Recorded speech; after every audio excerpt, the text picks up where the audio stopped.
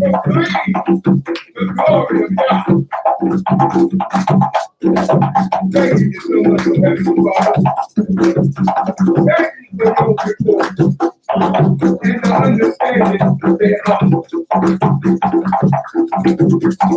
Thank you, Father, for the people in the midst of us. In our struggle, in our appropriate struggle. Glory and praise to the King of Kings.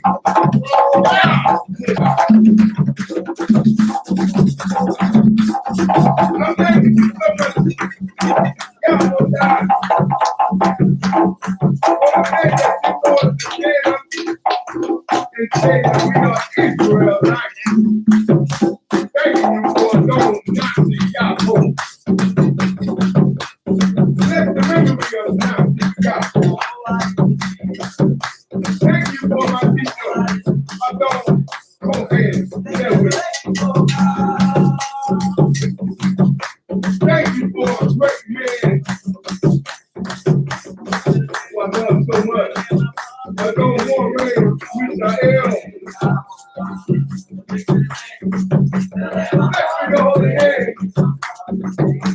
Bless the memory of Jesus. Oh, Heavenly Father. Understand the princess of God.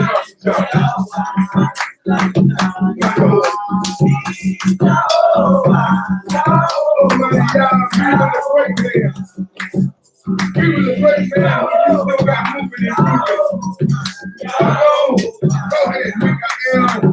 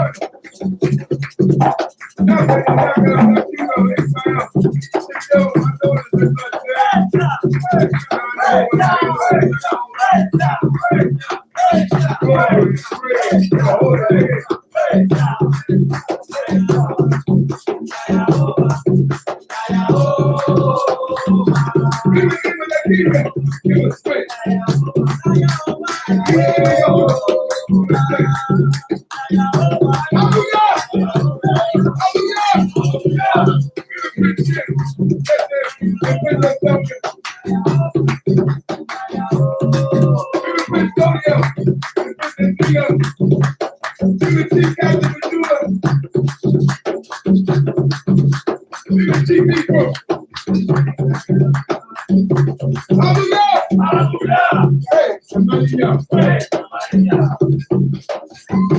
Hey, hey. Hey, yeah. Hey, hey, yeah. Hey, yeah. Hey, yeah. Hey, yeah.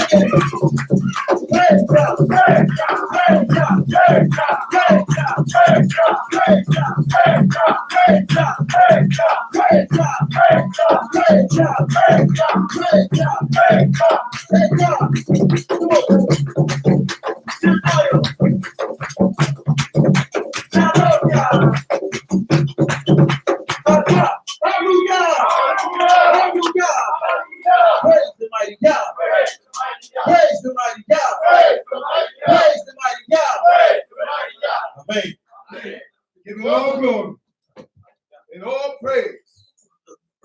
King, the God of our forefathers, the God of Abraham, Isaac, and Jacob. Thank you so much, family, for goodness and mercy and love.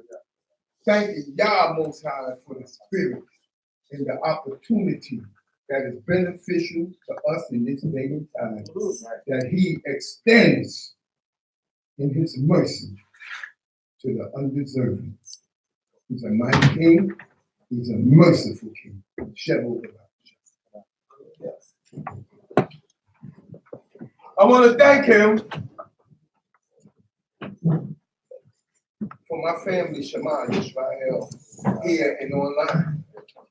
And you know, family, I see the effort of y'all being here early. I'm serious, I see it. And it means so much. Only meaning so much, family, it adds so much to the praise of God. Now, let's keep it pure. How do we keep it pure? If you're here, then be here. Hear instructions, be wise, and refuse to let. I appreciate this look. I thank God for our family online, who's most important, man. May God bless you, family online. Now, if we see that it's right to be here and you put forth an effort to be here, then be here. The service is upstairs. You understand? Don't let God see that you're here, but then you're not here. You understand what I'm saying? That up and down and this and that is not called for. Learn how to conduct yourself in a holy convocation that will show God the respect that's due to him. It means so much. It means so much. I'm so thankful, man. I'm so thankful. You know, this season, starting from Yom Teruah,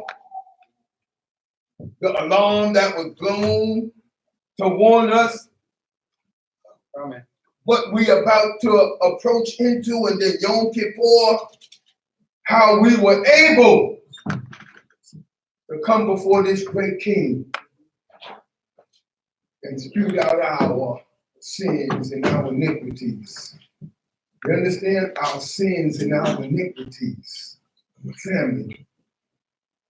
The reason why I talk like this, because I've been around a long time. And I know how to gain God's attention. And I know what makes a good flock. Because I've been good and I've been bad and I've been good. You understand? I've been bad and I've been good. And I need to give out those instructions. Give your attention to God Most High. If the word of God is being spoken and you're not used to sitting down so long and your mind is telling you, look for an excuse to go downstairs, get rid of that negative mind. And learn how to sit down and hear the word of God. Because when you leave, maybe the next verse might be something that you need to hear.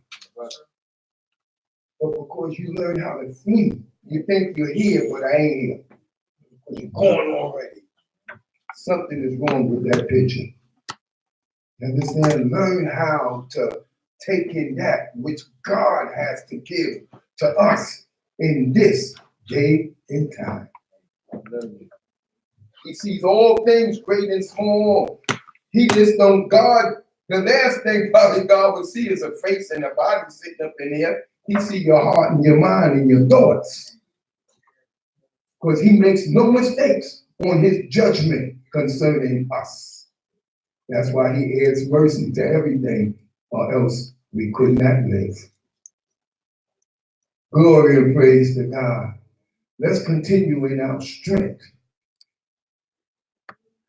and in our hospitality to each and every one that comes up them stairs. How you treat them is so important. Even if they come up wrong, it's how you that's supposed to know better treat them. Please, let's get that into our hearts and into our minds. Hallelujah. Give God the glory. So I have to get a book.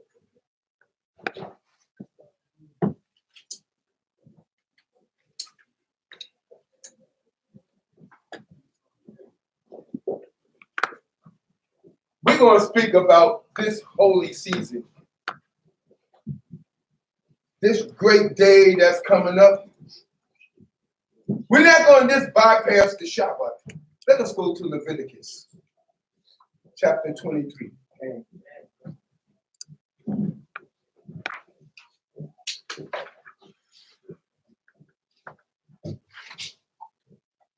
Now, I need everyone to understand this. Give him a bigger book, a book that he may read. Okay. I need you to understand this, family. When you hear words and teachings and instructions coming from Shema Yisrael, it has nothing to do at all with religion. See? God has nothing to do with religion. You understand? Right. Every religion is made up by a man. But the word of God has already been. You understand? Okay. The word of God has already been. It says it's been told to thee, O man, what's good for thee. Fear God and keep his commandments, for that is the whole duty of man. Anything outside of that is man-made up religion. Christianity, Baptist, Islam. They came after. So there is no such thing of, well, my way is this. Well, I do this and I do that. There's one way to serve God for all people. Whether you're Israelites or not. And if it ain't one way for all people, why is it stated through the prophet Isaiah that in the end of the days, all the nations will come up to the house of the God of Israel and say, we will walk in your way? You understand? For those that are new, let me just tell you one thing. Israel is in Northeast Africa. Africa. The surrounding nations and the nations that lived there were the Canaanites, the Hittites, the Jebusites, the Hivites, the Girgashites. Today, you would have called them Africans. That's right. No white folks, not near one. From Adam, Seth, Enos, Canaan, Mahalalel, Jared, Enoch, Methuselah, Lamech, Noah, Shem, Arphaxad, Selah, Eber, Peleg, Ruth, Seru, Nahor, Terah, Abraham, Isaac, and Jacob. This color. See, understand what I'm saying?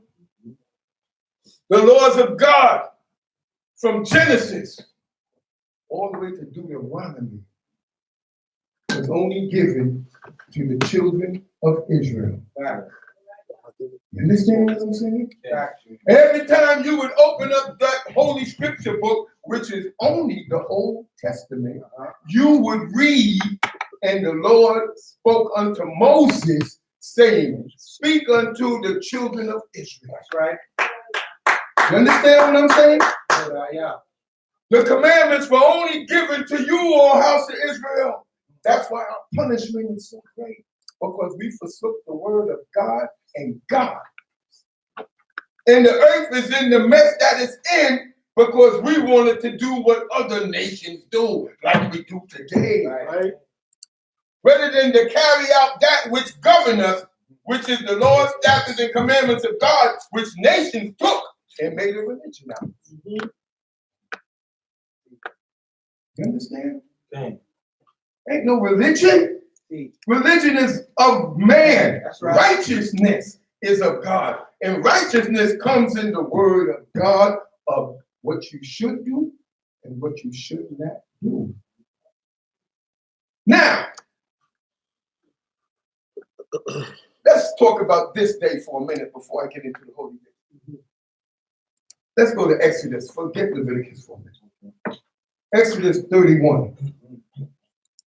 That's after Genesis. Exodus 31. Now, whether you got a King James, a Gideon, or whatever Bible you got, it's going to say the same thing. Yes, sir. Okay? We need to know this. Because we're talking about a day that governs us as a people, regardless of what land we're in. It's the laws of God was the nation of Israel's constitution. Constitution, like the United States Constitution, our Constitution is the laws, statutes, and commandments of God. It governed us as a people. That's right. So when you broke certain laws, like the Sabbath day, it was a death penalty, right? When you was a homo, it was a death penalty. Adulterer, death penalty. Kidnapping, a death penalty. Bowing down to idols and statues and worshiping anything other than the God of Abraham, Isaac, and Jacob, the God of Moses that you can't buy out the store and hang on the wall. And we buy a God that looked like the people that enslaved us. And we came over here on the slave ship called the good ship, Jesus. Their God. That's right. Let us read in Exodus 31. Let's start at the 12th verse so we get right to the point. Hey. We're in the book of Exodus, so Shabbat, chapter 31, verse 12. Let us all say hallelujah. Hallelujah. Hallelujah. Hallelujah. And the Lord spoke unto Moses, saying, speak thou also unto the children of Israel. No, speak unto the Greeks, the Romans, the Italians, the French, the British, the Polish. No! Speak thou also unto the children of Israel. That's why they can't teach us God, because the word of God was not given to them. That's why we're responsible to hold tight to what's right, because it was only given to you, son of God. That's right. We're the sons of God. It says that in Exodus 22, verse 4. No, Exodus 4, verse 22. Thus shall you say unto Pharaoh, Israel is my son, my firstborn. So John, the New Testament that's added to the word of God, you a liar. Wow. No, God didn't love the world that he gave his only son. They got that from us. God called us his son and gave us to the world because we wouldn't serve him. He said, you'll serve the world. That's right. Doing that. They made a God out of our plight. That's right. Let's go. Saying, verily ye shall keep my Shabbats, for it is a sign between me and you throughout your generations. You hear that's the sign between God and you, Negro. Throughout our generation, which means generation after generation. We're supposed to teach them to keep the Shabbat. Come on. That you may know that I am the Lord who sanctifies you. Oh, God sanctifies us. What does sanctify mean? To set aside. Make a difference. That's right. Special. How are we different? Because we got what other nations didn't get. The recipe of life that we're supposed to give to the world. Like we give dancing to the world. Like we give singing to the world. Like we give spirit in basketball, boxing. You understand? We're people that God created for his glory. That's right. Come on, family. Let's go. Ye shall keep my Sabbath, therefore, for it is holy unto you. Did you hear that? The Shabbat is holy unto you. And when you profane that which is holy unto God, it's a death penalty. Come on. Everyone that profaneth it shall surely be put to death. No, maybe. So rather than God kill us on the spot because of the ignorance after generation of not doing it, we went into slavery. We went into captivity. And look at the world now. Huh? It's dumb as an infant. Why? They got man going into man. They got enough sense not to teach our babies. Not to teach our babies the difference between a man and a woman. So now you perverted. Everybody's a freaking perverted. Huh? Come on. Everyone that profaneth it shall surely be put to death. So picture this picture here. Let's check out this picture. If we was home in our land and you messed around and went to work on this day, you'd be dead. That's how important this day is to us. So in our return and in our enlightenment that is put upon us by God through people that will bring you to this way of life, that's your calling by God. And it's important how you answer. Understand that? It's important how you answer your call. This ain't no light thing. Oh, what would my wife say? Oh, my children gonna miss Christmas. Oh, the Easter bunny ain't gonna hop in my crib. Come on. It's important, man. That's a light thing. Right. That's a fable. That's a myth. Right. Huh? That story about Jesus is as fake as Snow White and the Seven Dwarfs. Because nowhere in Isaiah do God speak about Jesus. Nowhere. And when they take us there, we can kill that. So in the book of God, then where is he?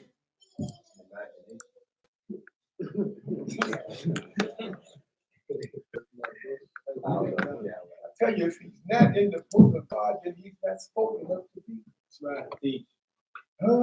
There was no greater man than Moses and Abraham. There was no greater man than Daniel. Well, there's no greater men than the prophets, and we don't worship them. Do we? No. Why? Because our God said he's a jealous God, right? And his glory will he not give to another. This is a God that kill and make alive, man. We don't serve no punk God. No God you can catch and put in a headlock. Right. Hang him up with pampers on. Huh?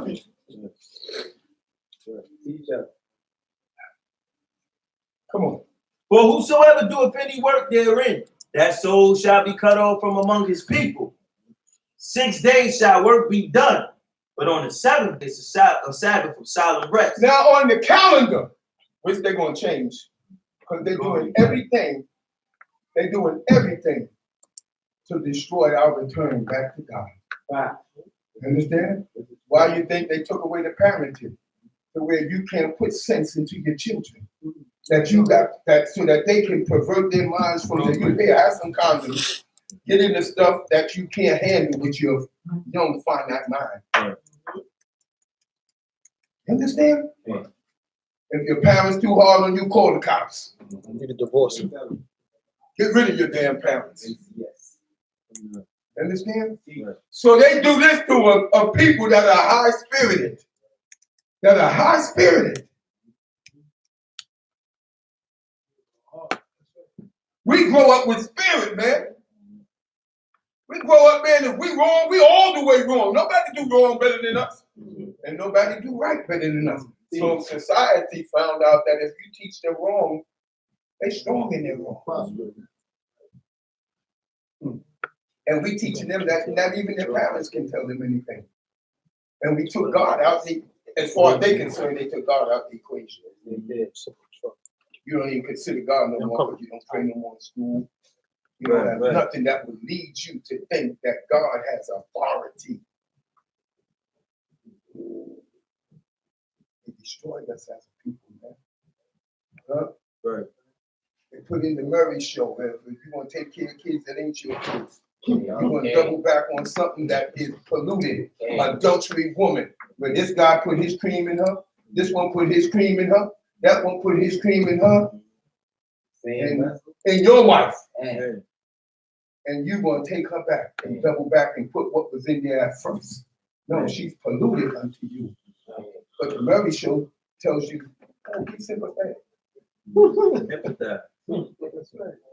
Give her a break. Take her back. She's crying. Come on. Holy to the Lord. Whosoever doeth any work in the Sabbath day, he shall surely be put to death. You hear how important this day is? We come out here and go to store. No business is done on this day. If we was in our land, wouldn't no store be open? No man Shabbat. Wouldn't no job be open, family? So our return to God, this is a mind revolution now. Right. Our return to God has to be strong. And there got to be a dedication coming from us to heaven to show God that we understand and we're determined to live in the Lord's statutes and commandments of God. Today it seems as if we're going against the grain. But the majority are those that are with God. Not in numbers, but in might and in spirit. That's right. Come on. Wherefore the children of Israel shall keep the Sabbath to observe the Sabbath throughout their generations. Throughout our generations. For a perpetual It's covenant. an everlasting covenant. Don't let nobody tell you, oh, that's the old days. No, God said a perpetual covenant. And the God we serve don't die. So he's who was, who is, and who will be. There's no beginning and end on our God. And we don't even try to find out when. We don't try to find that out. All we know is to be obedient. Right. Ours is not to ask the reason why, but to do or die. You die mentally, spiritually, and you die physically. Come on. The sign between me and the children of Israel forever. You mean God made a difference between us and all the families of earth? Yeah. You understand? You're right. We're not insignificant. We're not Africans. We were slaves to black people before we were slaves to any other people, baby. You understand? Right. That's why they say we sold ourselves off. No, they may have been our color, but they're not our kind. That's right. You understand what I'm saying?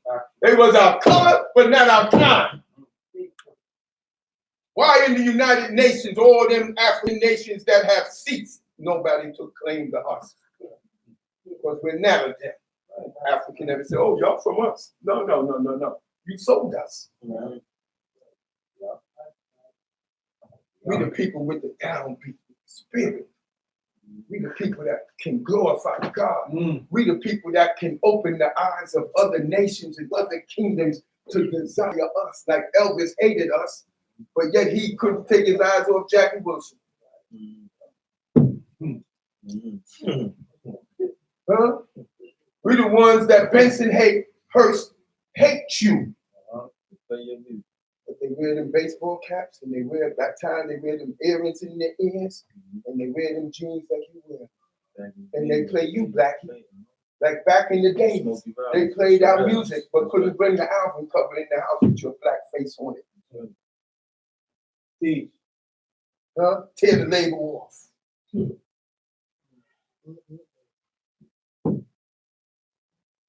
Huh? Can you picture us right before God? And how God would cause our enemies to be at peace with us? And how nations would love you? Huh?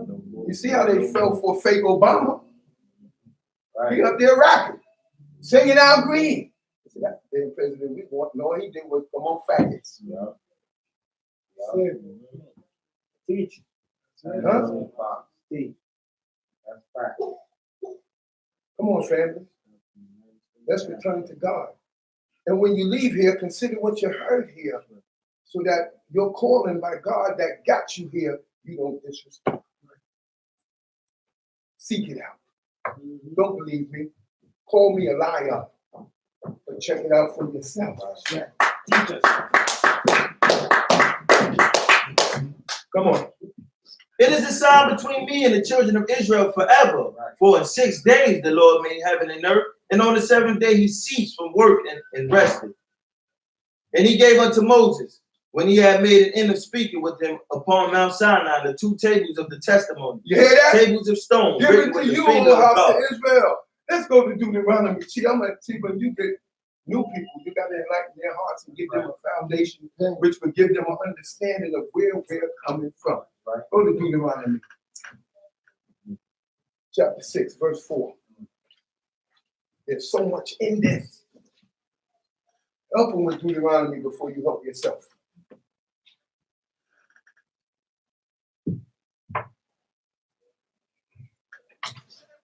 This is a great time and season. Feel good when God used you to bring people to light and to knowledge and to wisdom and to understanding. Give God the glory. You understand? It's one thing when God prays, and it's another thing if you chase away. Huh? Okay. Don't be against God by sitting in the congregation of God. Understand? Okay. Don't be against God by sitting in the congregation of God, with a spirit that's not of God because of your feelings, your emotions. Check ourselves before you be by yourself. Come on.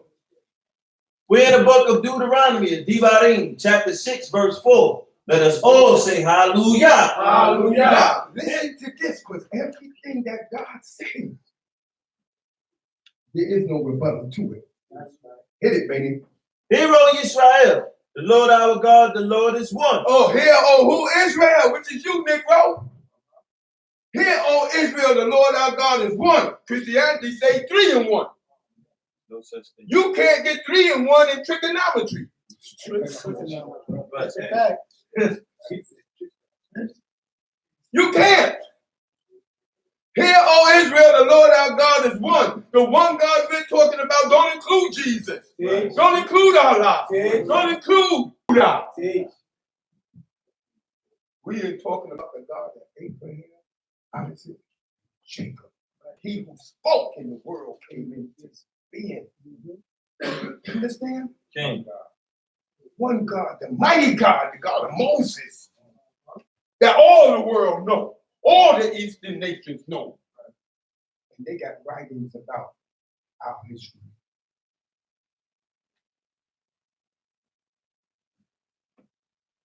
Come on.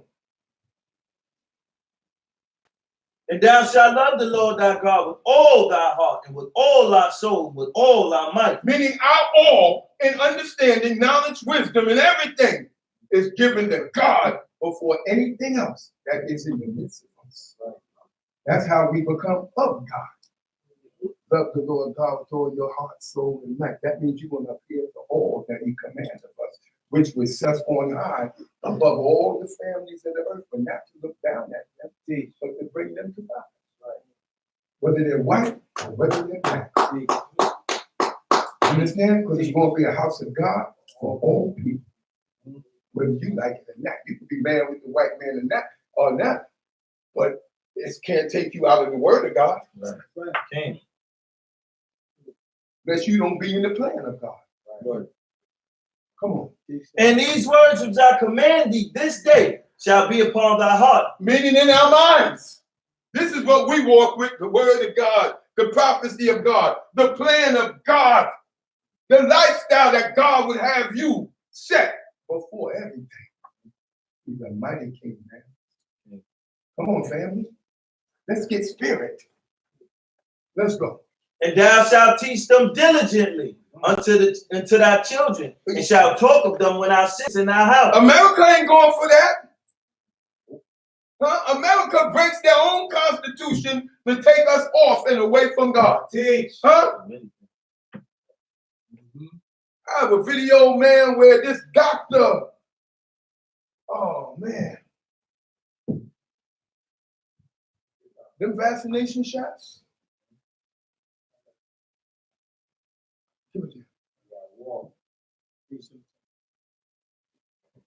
It's from aborted babies, parts of their bodies.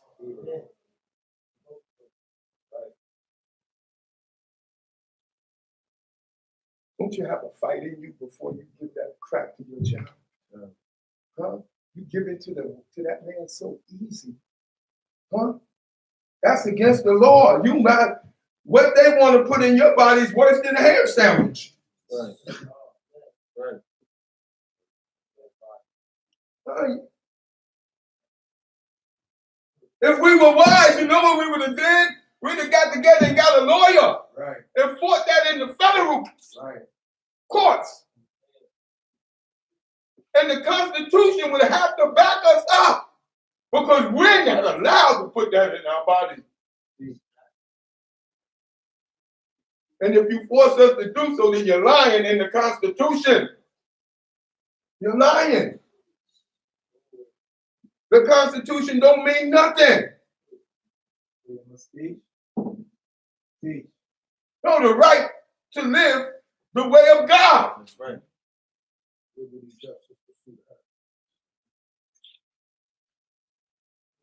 Come on, family. That's how we come together. You don't look, I got into Monday, and you do that. Watch this. Yes. Well, rubella, virus, rabies, and made contributions here and there to anthrax, cytomegalovirus, varicella. Work related to vaccines. How many fetuses have been part of that work? My own personal work too. I'm going to hand you what's been marked Plaintiff's Exhibit 41.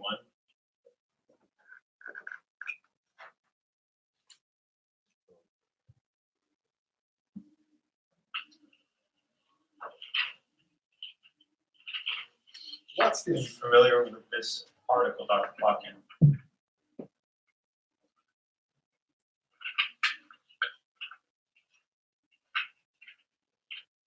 Yes, Are you listed as an author on this article? yes, This study took place at the Wistar Institute, correct? yes, You were at the Wistar Institute, correct? yes. How many fetuses were used in the study described in this article? Quite a few. So this study involved 74 fetuses, correct? I don't remember exactly how many. Turn to page 12 of the study.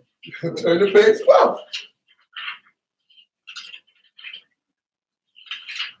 76. 76. And these fetuses were all 3 months or older when aborted, correct? Yes, And these were all normally developed fetuses, correct? yes. What organs did you harvest from these fetuses? Well, I didn't personally harvest any, but a whole range of tissues were harvested by co-workers. And these pieces were then cut up into little pieces, right? Yes, And they were cultured. yes, Some of the pieces of the fetuses were pituitary gland that were chopped up into pieces. mhm, Okay, included the lung of the fetuses. yes, Okay, included skin, yes, kidney, yes, spleen, yes, heart, yes. and tongue. I don't recall, but probably. Okay. Yes. Hold up. So You understand what I'm saying? So for you to go ask a doctor, is it true that this is in here? What the hell do you think he's gonna tell you? Huh? He's gonna deny it. And you'll be foolish to ask that. Because there's too much evidence concerning that. You know, on my job, they came and was giving a thing about this and cleanliness and you know the same thing that my son was talking about. And I stood up with that thing that I have and showed her everything that was in it. And I showed her everything that was in it. And she was like, and the HR tried to end it. Human resources stood up and tried to end what I was saying. You gotta fight, man. You gotta fight for the life of your children. You gotta come together. Or else we got the same spirit that our parents had in the Maccabees. They put you up against the wall, you eat swine. That's what you're doing when you give your child over to them, or you give the poison into your children. Where's the fight? Come on, let's get back to the book. We back into the book of Deuteronomy chapter 6, verse 7. And when I walkest by the way, and when I lies down, and when I rises up, and thou shalt bind them for a sign upon thy hand. So we have to diligently teach our children what? The way of God. Right. And we wake them up with prayers. And you tuck them in the bed like our parents used to do. Good night, son. God bless you. You tell your good things. All that good stuff stopped. Come on. Let's go, y'all. And Y'all they come shall- in, just sit down, please. And they shall be for frontlets between thine eyes. And thou shalt write them upon the doorposts of thy house and upon thy gate. Now we have the things that you see that the Jewish people have. That thing on the side of the door. Inside of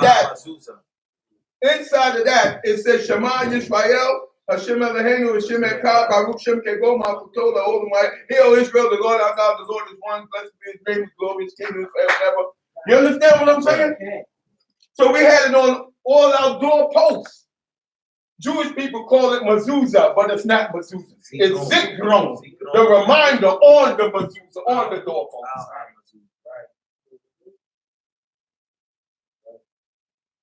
God gave us everything to remind us of who we are and to remind us of His laws, statutes, and commandments. He gave us these strings. Zixes. To put on the four corners of your garment to remind you of the laws, statutes, and commandments of God. And as Negroes, when you forgot something, what your mom always tie a string to you. Certain traits we never lost.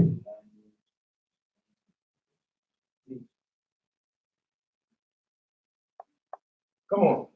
And it shall be, when the Lord thy God shall bring thee into the land, which he swore unto thy fathers, to Abraham, to Isaac, and to Jacob, to give thee great and goodly cities, Meaning Israel, which thou didst not build, and houses full of all good things, which thou didst not fill, and cisterns hewn out, which thou didst not hew, vineyards and olive trees, which thou didst not plant, and thou shalt eat and be satisfied. Then beware, lest thou forget the Lord, who brought thee forth out of the land of Egypt, out of the house of bondage. So now check this out. God says when we return back home and when we go into the land, don't forget who brought you there.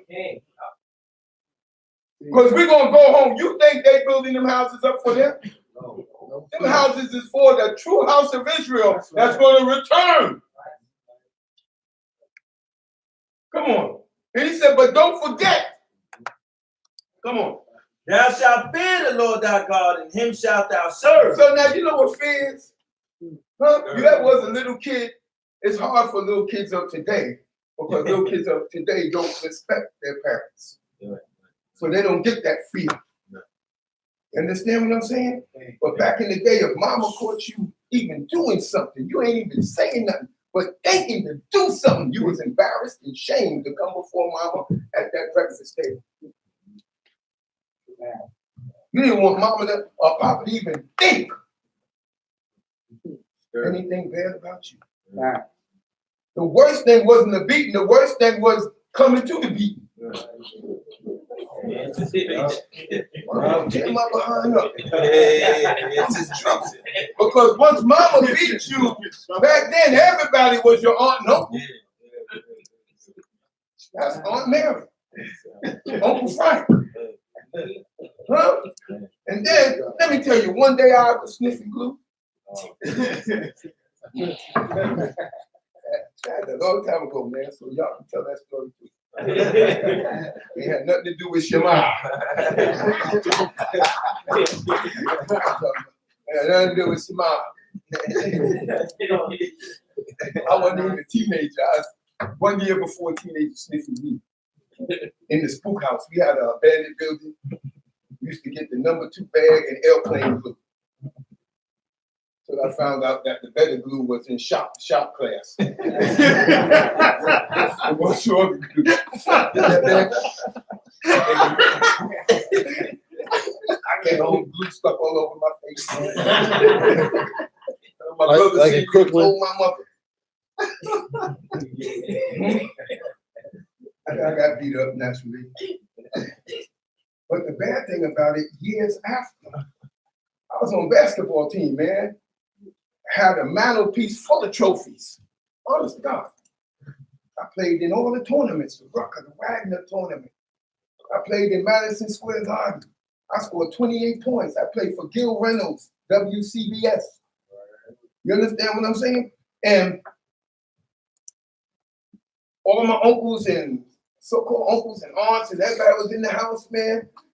And my mantelpiece, and I'm going down the stairs and I hear my mother say, you know, like, you see that boy there? He take dope. Years later.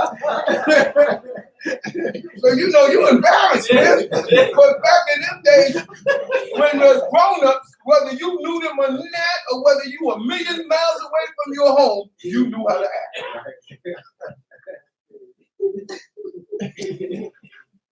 I'm telling you, family. Come on. I wasn't on no dope, man. Got on dope later.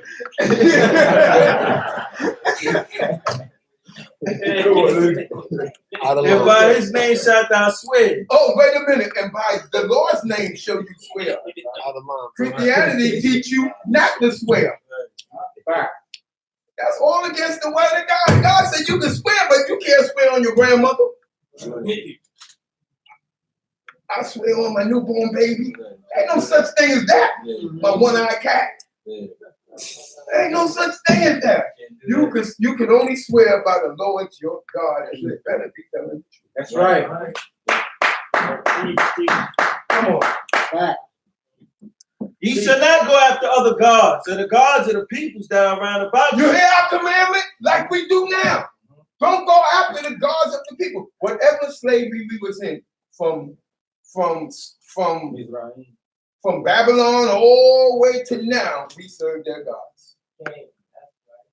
It wasn't a captivity that we wasn't in that we did not serve, from Assyria to Babylon, the Persian, Medes, Greeks, and the Romans. And we're under Roman influence now, Christianity. Serving their God. We serve a God that looked just like the people that brought us. So that's why you can't get no damn dome in the bank. You're too stupid. We don't get no respect. Blonde hair, blue-eyed God. And you know who do it more so? Africans. That crusade that went through Africa, that Christian crusade was the heaviest terrorist movement in all the earth. The church condoned our slavery. The church condoned our hanging and burning and raping. There was no such thing as church and state. The church ran it. England and Rome and all them places. They were gangsters, homo thugs. That's why the priests raping everybody today. Come on.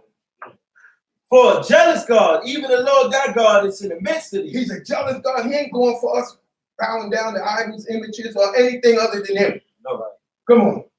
Lest the anger of the Lord thy God be kindled against thee, and he destroy you from off the face of the earth. And ain't that what happened to us as a people? Okay. Huh? Brothers and sisters, it ain't even Halloween, and look what they wearing on their heads. Right? Look at them wigs they're wearing. It ain't even Halloween yet.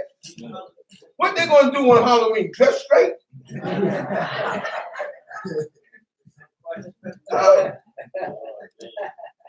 Don't you know they taught us to hate ourselves? Yeah. Anything looks better than how I naturally look. Anything. Come on now. Wake up, Jacob. Come on. Ye shall not try the Lord your God as ye tried him in Massa. Ye shall diligently keep the commandments of the Lord your God and his testimonies and his statutes, in which he have commanded thee. See, these are commandments. They're not askments. Right. He's commanding us to keep this. Now let's get into what this season is about. Okay. I just have to throw that out there for those that are new, that are sitting up here. And give us some kind of understanding, and I pray that God will bless your thoughts, your heart, and your mind. Hallelujah. Come on. You want to go to Leviticus? Leviticus 23. We're getting into what this is about. Verse 33.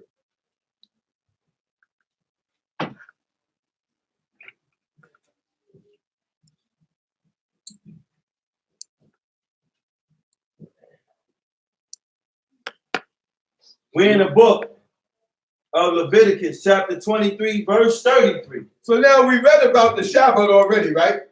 Okay. How it's so important for us to keep the Shabbat. So now we're in Leviticus 23, and we're going to start where? 33. At 33. Let's go. We're in the book of Wayikra, chapter 23, verse 33. Let us all say hallelujah. Hallelujah. And the Lord spoke unto Moses, saying, speak unto the children of Israel, saying, speak unto who? Why is it always us? Because the commandments were only given to you. So that's why our punishment is so great. That's right. Come on. On the 15th day of the 7th month. Of the 7th month. You understand what I'm saying? Now let me tell you something. The 7th month, Itanim. Jewish people call it Tishri. Our rabbinical fathers, in their study and their research, found that the 7th month was actually the first month before our exodus out of Egypt. You understand that? They count that as when the earth was formed. Right. When the earth was formed. You understand? That was the rabbinical studies. That came from our fathers. Itanim, which Jewish people call Tishri. But after our exodus out of Egypt, God Almighty, who spoke and the world came into being, said that Abib would be the beginning of months. Abib falls in March or April, the spring, where everything begins and buds and life comes out in the earth. That's right. Okay? Let's go. On the 15th day of the 7th month is the Feast of Tabernacles, Which comes in Sunday night. For 7 days unto the Lord. On the first day shall be a holy convocation. So Sunday, tomorrow night, brings in this holy day, which is given to us, O house of Israel. You're supposed to have a holy gathering like we're having today. Right. We're going to have that Monday morning, but it comes in Sunday night. Right. You understand what I'm saying? Yeah. Go ahead. Ye shall do no manner of servile work. You're not allowed to go to work. Why? Because that day is holy. Right. And it's a covenant between God and us forever. Come on. 7 days ye shall bring an offering made by fire unto the Lord. If we was in our land, the priest would be offering up burnt offerings unto God. Come on. On the 8th day shall be a holy convocation unto you. After the 7th day, we have an open and closing salutation. The 8th day would be the 8th day of solemn assembly. Right. We close out the feast day. The 8th day is not a feast day. We have 7 days to feast. Right. You understand? Okay. The feast is, Sukkot is also called the Feast of Tabernacles. Right. Or the Feast of Ingathering. Right. Why? Because it's the last harvest. There is no more harvest after this that already came up. For this year. You understand? And that's what we need to know. It's the harvest. This is the harvest where you get your grain and your oil and your wine. You notice that this is the time when grapes are out. You understand? We was allowed to drink wine. We was allowed to drink strong drink. Yeah. You understand what I'm saying? But we didn't drink on the Shabbat. Right. See? Why? Because on the Shabbat, you want to come before your God in the right frame of mind. That's right. That's right. And if you're having a holy convocation, like on the holy day that's coming up, even though it's a feast day, don't drink nothing until after the holy convocation. That's right. You understand that? That's right. Because we want to, through our worship and our prayers, in the right frame of mind. Right. You know Nadab and Abihu, the sons of Aharon, that in their ministry before God, they offered up strange fire. They meant well, but it was wrong. And God killed them right there on the spot. So watch what you do on them holy days. And it's important, I have to repeat, family, it's a selfishness when you don't make the holy convocation, but you eat food. And those that are servicing and cooking and doing that, to make the feast great, that's your service before God. And may God bless you for service in his people. But brother, you ain't got no reason to be standing next to the stove and waiting for the food to come before you get here.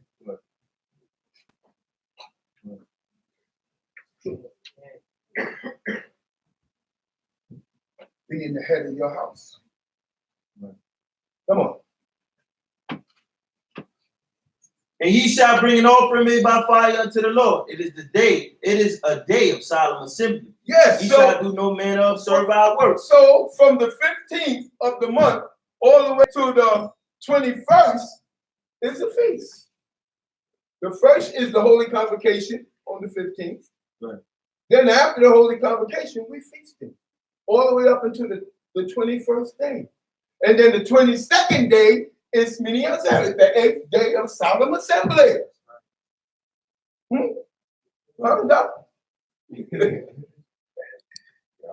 Yeah, man, we sat down.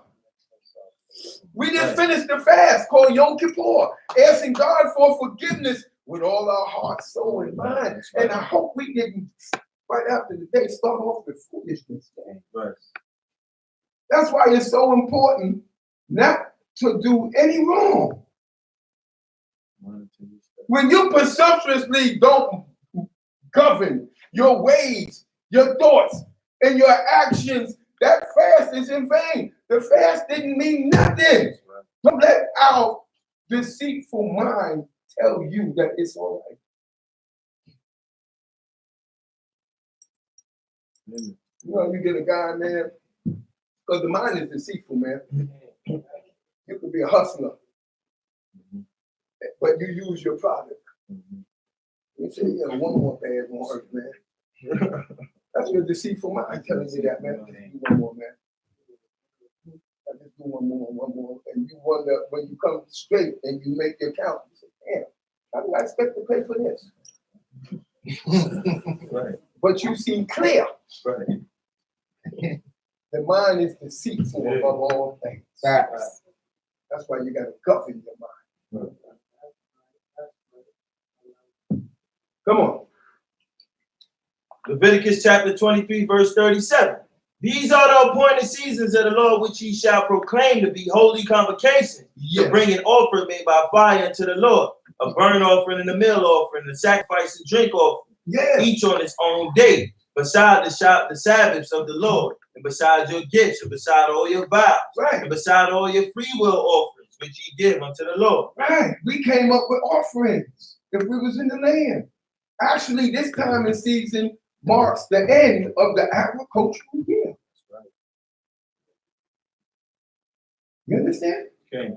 It's important we understand that. Come on. Howbeit, on the 15th day of the 7th month, when ye have gathered in the fruits of the land, ye shall keep the feast of the Lord 7 days. On the first day shall be a solemn rest, and on the 8th day shall be a solemn rest. Yeah. Now, how we know that we're in the right time and season? Because we're not going by January, February, March, April. No, we're going by the Hebrew calendar. Right. It ain't got nothing to do with a Jewish calendar, please. Do you actually think that the Jewish man took the Torah and left the calendar? Huh? So on the 15th day, wouldn't that be the middle of the month? That's right. What kind of moon would we be looking for? Full. A full moon. Right. That's right. So on that day should be a full moon. That's right. You understand? Okay. And from the time we've been holding it up until now, it's always been a full moon. Facts. And that's why the psalmist in the 81st Psalm, or one of them Psalms, calls it the Feast of the Full Moon. Because back then you ain't have all them high houses to where you see the moon. The moon was sitting right there in our feast. Right. Because Eastern people live low on the ground. That's right. And their houses were low.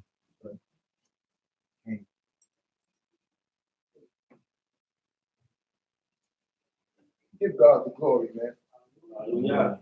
Give God the glory. Come on. That's the end of that part? No. Come on. And ye shall take you on the first day of the on the first day fruit of goodly trees, branches of palm trees, and boughs of thick trees, and willows of the brook. And ye shall rejoice before the Lord your God 7 days. Yeah, we went and got choice trees and we decorated. We also, see, today we make a booth. Because we're commanded to make a booth. Right. Because we dwelt in booths in the wilderness. Right.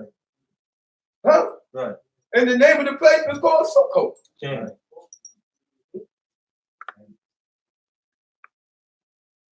It's important to understand this, man. Come on. And ye shall keep it a feast unto the Lord 7 days in 7 a days. year. So come on out. This is the time you try to use up some of your vacation days if you can, so that you can actually get an idea or feeling what it would be like if we was home together. Right.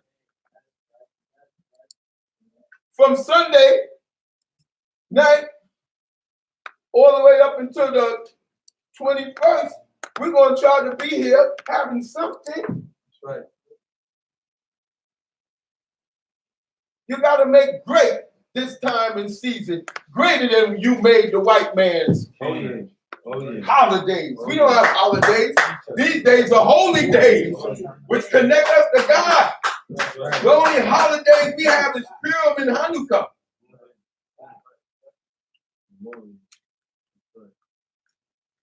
Those are memorial. You know, we remember what our great mother did, Esther and Purim. Hanukkah, what about the Maccabees? How our fathers wiped out them Greece and Romans and all them kingdoms that gathered together. This was our last stand.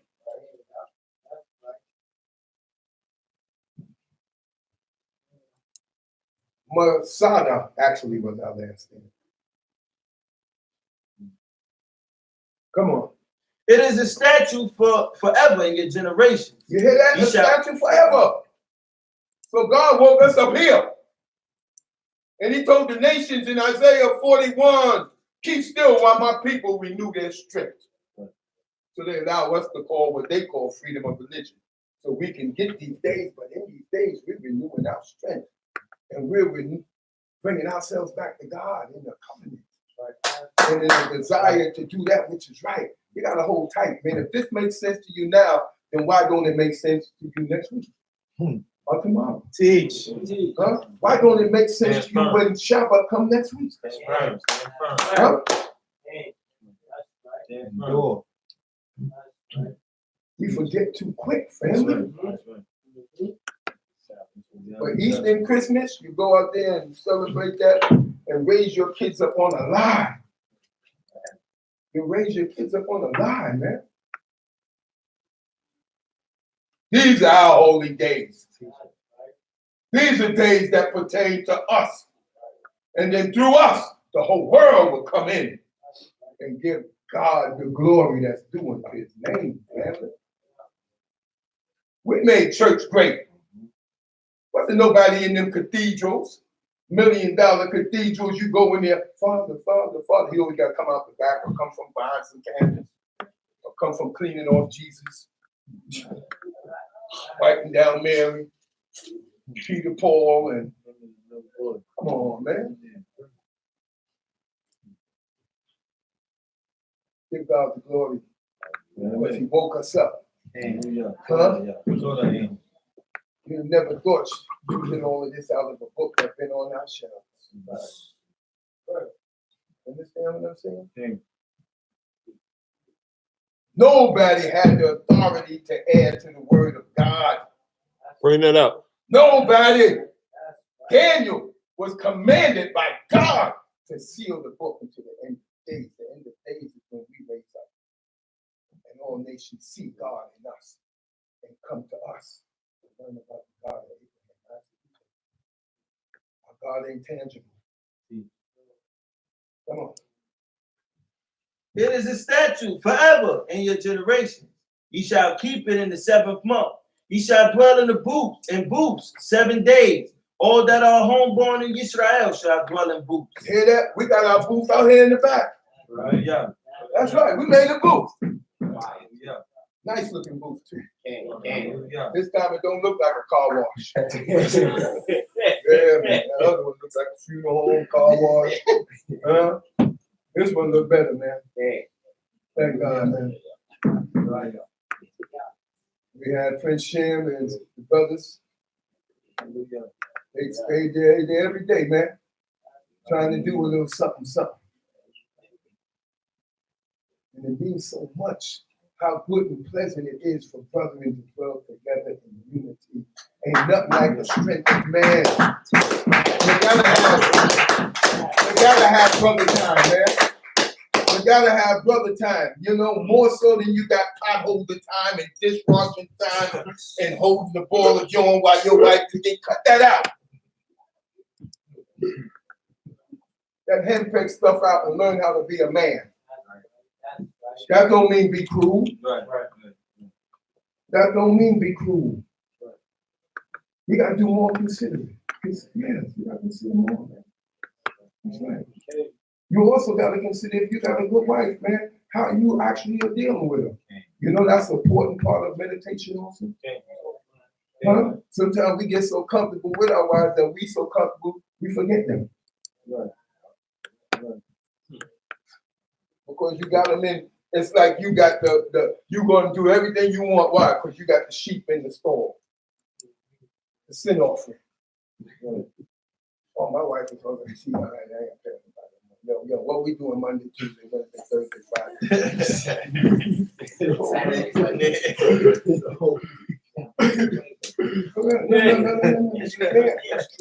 Because that was one of the greatest gifts that God has given to man.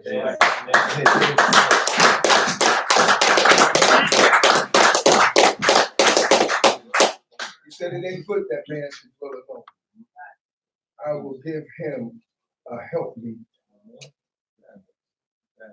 She's given to you to help you meet what God has put you on earth to do.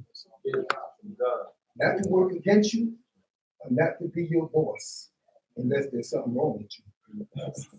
Sometimes brothers get wives that make them look good. But that's good.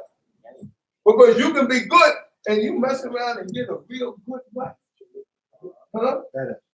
Like the woman of valor in Proverbs 31. When her husband come out, his wife is so dynamite that they say, that's Elishaba's husband. They don't even name him.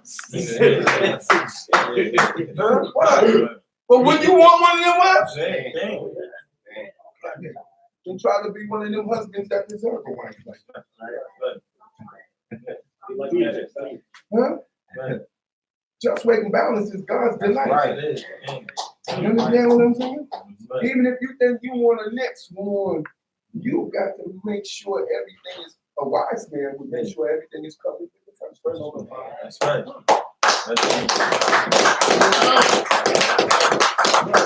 Then you ain't got to worry about her feeling no way unless she's this off or rebelling against what you're obligated to have given to you by God.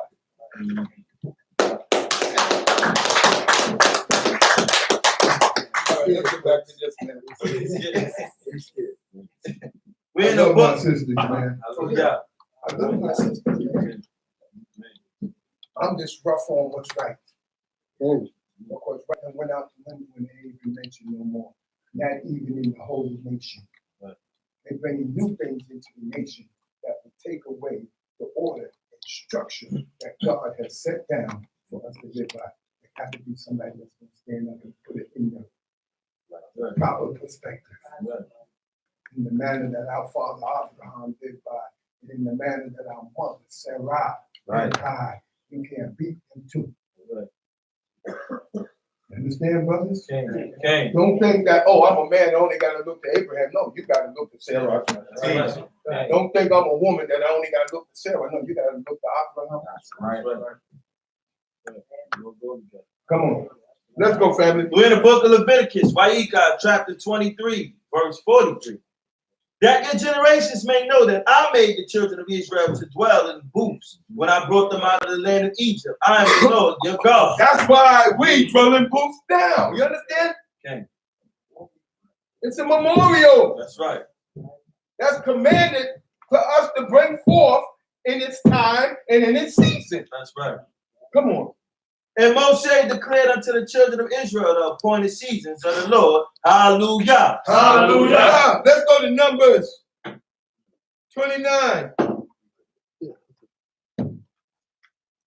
Verse 12. To show what we're talking about. God don't say one thing in one book and another thing in another book like the New Testament. Right. Huh? Right. Teach.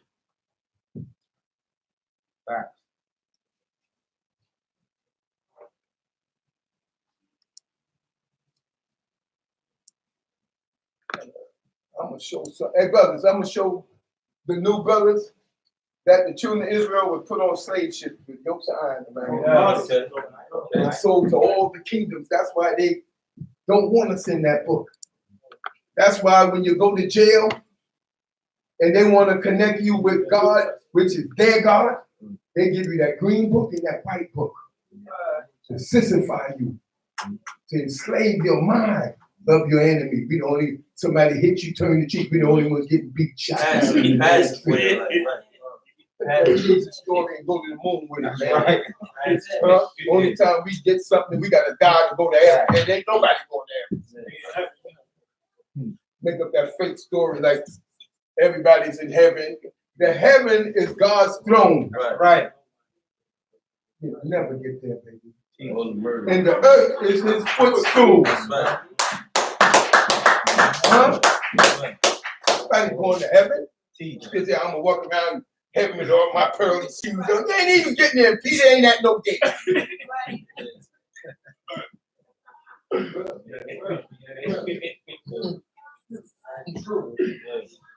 Come on. We're in the book of Numbers, chapter 28, verse 12. Let us all say hallelujah. Hallelujah. Hallelujah. Hallelujah. And on the 15th day of the 7th month, ye shall have a holy convocation. Didn't we just read that? Okay. God don't double talk. Come on. Ye shall do no man of servile work. No manner of servile work, family, again. And ye shall keep a feast unto the Lord 7 days. 7 days we're going to keep this feast. That's what this is about. Let's enjoy ourselves. Sisters, y'all that are cooking, let's cook. Go in. Go in. Go in on this, man. Huh? And you know how you make this great? That you don't get greedy and stingy and start stashing choice stuff. That's right. That your heart is to them that are coming in, that they rejoice more so than you because you open the doors, being the host of this place, to let people in to enjoy themselves so that they go away saying, you know, Shabbat's all right, man. I felt good. I got in, I didn't even pay, I was supposed to pay. And let them think themselves. Your report just passed, and I didn't pay nothing. I didn't even ask to pay nothing. I didn't even consider giving up anything. And it's going to register in their heads because you on the other side was kind and right. You understand what I'm saying? Okay. Watch, you're going to see people you ain't never seen before. People start showing up like 2 days before their feast day. You ain't seen them. Oh, you still alive?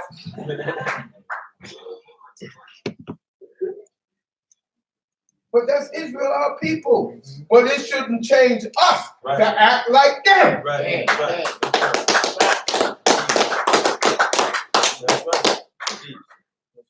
Because if we keep holding it right before God, then we going to be the corridor that God uses to bring in his people. Facts. We ain't going to charge nobody no $100 and something. Ain't nobody got that. That's that college fee.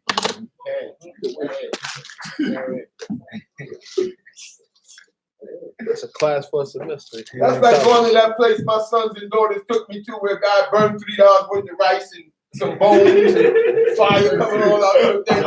Left out there $600 bill for $3 worth of rice.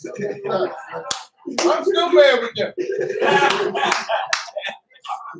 What's the name of that place y'all took me to? Hibachi. You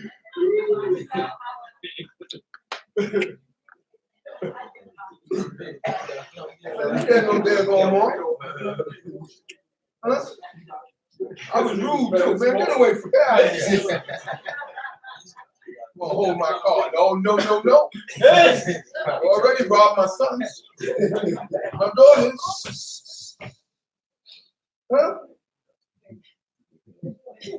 Oh, heck no.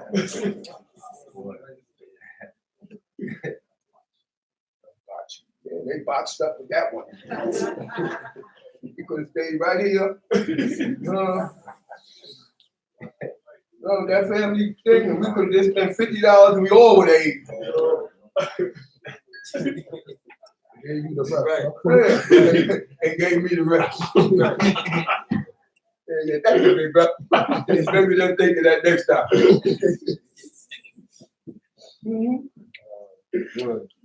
Come on. No, let us go to Deuteronomy. Just for this movie for me. Come on. Deuteronomy.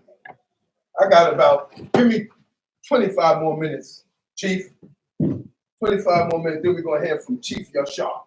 What's up? Chief Kazak. I'm sorry, Chief. I get both of y'all messed up, man. Sometimes. I'm better than him, though. You That's why better you than think of him? me all the time. Yeah. I follow.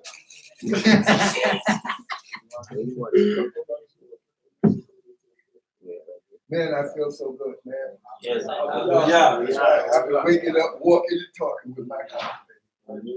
That's right. That's right. Got my spirit lifted, man. Serious. Got my spirit lifted, family. Lift up. Spirit, that's right. God ain't no joke.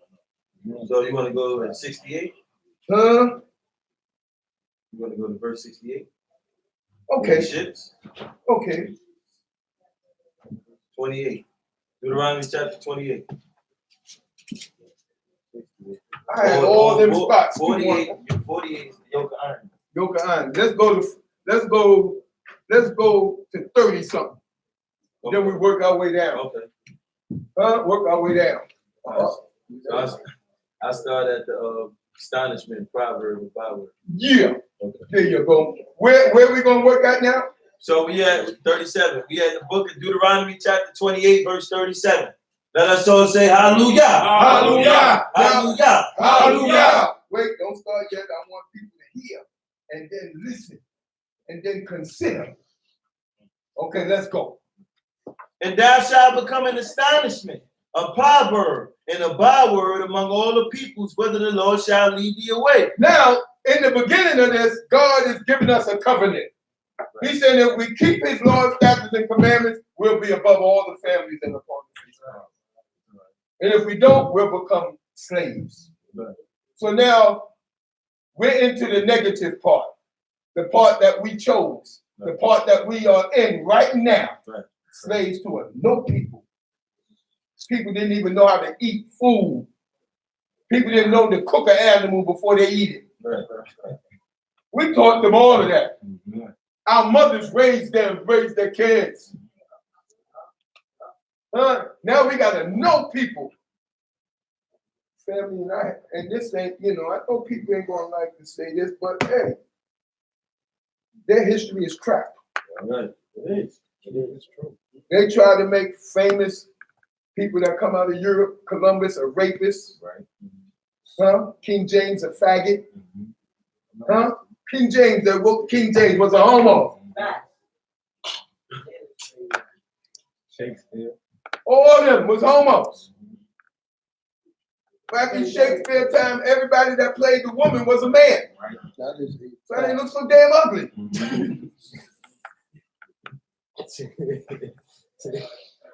So now, we didn't keep the laws, statutes, and commandments of God, so we became their slaves. Go up some more, baby. Just go up some more, man. And the Lord said, go where it starts, where in the Lord. Something like that. All right. The Lord will bring thee and thy king, whom thou shalt set over thee, unto a nation that thou hast not known. And that's here. Now, who that sound like? He talking about the nation of Israel. What's going to happen to the nation of Israel in Africa? We're going to be brought to a people that we knew not. Right. When we came across that storm in Atlantic Ocean, we didn't know them people. No. Huh? We knew our neighboring nations. Right. Come on. Thou know thy fathers, and there shalt thou serve other gods, wood and stone. Now, who that's Christianity and Islam. Right. Right. So we're going to go to a people and we're going to serve gods of wood and stone. You're going to make a pilgrimage and bow down to that Kabbalah stone. Mecca. You go to church and you bow down to gods of plaster of Paris. Christianity. Come on. And thou shalt become an astonishment, a proverb, a byword among all the peoples, whether the Lord shall lead thee away. Now, come on. Now read that part again. And thou shalt become an astonishment, Astonishment. a proverb, a byword among all the peoples, whether the Lord shall lead thee away. Astonishment. How in the hell we done burned them, raped them, brought them over here on good ship Jesus, and now they worship Jesus harder than the Christians themselves. Astonishment. How the hell you be so stupid? So let's nickname them a byword. Hey, niggas, coon, colored, West Indian, coconut, Jet. spick. Let's name them. Huh? Trinidadian, Jamaica, Panamanian, That's right. huh? North Carolina, Tar Heel, Geechee, Thunder. They gave us names. They named you after wherever the boat dropped you behind at. Give you a flag. And we bring them flags out on Idiot Day. Show your behind day called Labor Day. Come on. Thou shalt carry much seed out into the field, and shalt gather little in. Because God cursed us because we didn't keep his laws, statutes, and commandments. So he turned heaven and earth against you. For the locust shall consume it. You understand? You plant, but don't, and if it did come up, God will cause the locust to eat it. But then God caused famine, drought to set in. The heavens closed up on you when you cried out to God. He didn't hear you. Why? Because your cup was full. Your cup of iniquity was full. We had to fulfill the prophecy of God and go into slavery. Come on. Thou shalt plant vineyards and dress them, but thou shalt neither drink of the wine nor gather the grapes, for the worm shall eat them. God turned everything against us. Right. Come on. Thou shalt have olive trees throughout all thy borders, but thou shalt not anoint thyself with the oil, for thine olives shall drop off. Drop off. Come on. Thou shalt beget sons and daughters, Uh-oh. but they shall not be thine, for they shall go into captivity. Now who that sound like? Huh? You get sons and daughters, but you ain't going to enjoy them. Why? Because the oppressor wanted it.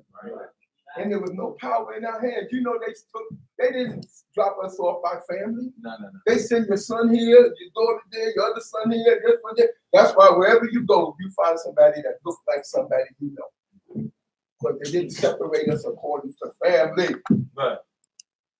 You understand that? Right. That's why they don't want you in this book. Because this book only fits you, Negro. Right. Come on. All thy trees and the fruit of thy land shall the locust possess. The stranger that is in the midst of thee shall mount up above thee higher and higher. Now, ain't that so? Even up until this day, we built this country, but everyone that comes after us, eligible for a loan, have stores, and we still buying from people that just got here. Okay. Huh? The stranger, the new jack, mounts up higher and higher, and we come down lower and lower to where sometimes you buy with your people. That's crazy. That's real. You think we're joking? Huh? Teach. Go in them Arab stores and they got a little boy behind the counter because Arabs it's like homos. Right. They like that kind of stuff. Isn't that our brothers? Huh? Arabs is the one sold us into captivity. And we walking around talking about we Muslims. How you expect? We are astonishment. They say, how they damn. That's why people say, Lord, let me be anything but a nigger. Even Negroes don't want to be Negroes. I'm a Cherokee Indian. You're everything but that slave. I'm Blackfoot. Come on. And thou shalt come down lower and lower. He shall lend to thee, and thou shalt not lend to him. He shall be the head, and thou shalt be the tail. And aren't we the tail? And aren't we always borrowing, begging? Huh? Don't we owe from one Christmas to the next? And we give all the credit to the white man. Oh, Santa Claus came and dropped this off, man. And then if you take your son to a department store as a little kid and there's a black Santa Claus there, he don't even see that credibility. That's that credible. What the hell is that white Santa Claus at, man? Huh? You want to sit on the gay Santa Claus lap. Oh. But now everybody gay. Come on. And all these curses shall come upon thee and shall pursue thee and overtake thee Yeah, till thou be destroyed. God commanded our destruction by cursing us. And he commanded it that is aimed at us and it pursue us and overtake us until we destroyed as a people like we are this day. We hate ourselves. We hate each other. Come on. Because thou didst not hearken unto the voice of the Lord thy God to keep his commandments and his statutes, which he commanded thee. You hear that? So now, if you keep reading, it's going to always say, because we didn't keep the commandments of God. I got a question, as serious as cancer. Listen to this one. Do you think God put us on ships and allowed millions of us to die in the Atlantic Ocean because we didn't keep his law, statutes, and commandments? For us to get all the way over here to be taught a religion that tells us we don't have to keep his law, statutes, and commandments? No. Does that make sense? No. Huh? No. Religion ain't for you. Christianity ain't for you. Islam ain't for you.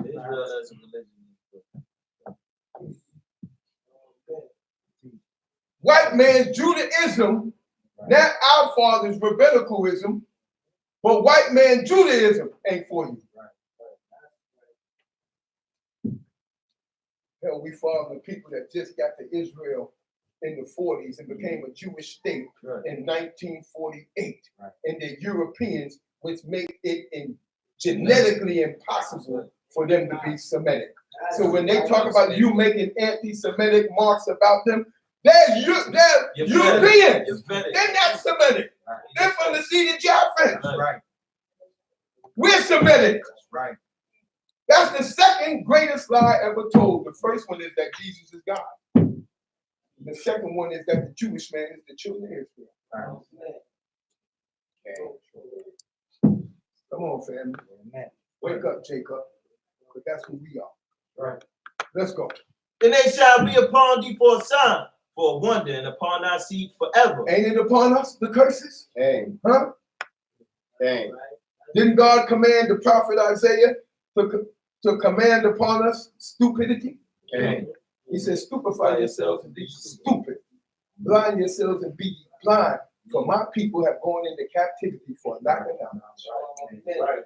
Come on, let's go. Because thou didst not serve the Lord thy God with joyfulness and with gladness of heart by reason of the abundance of all things.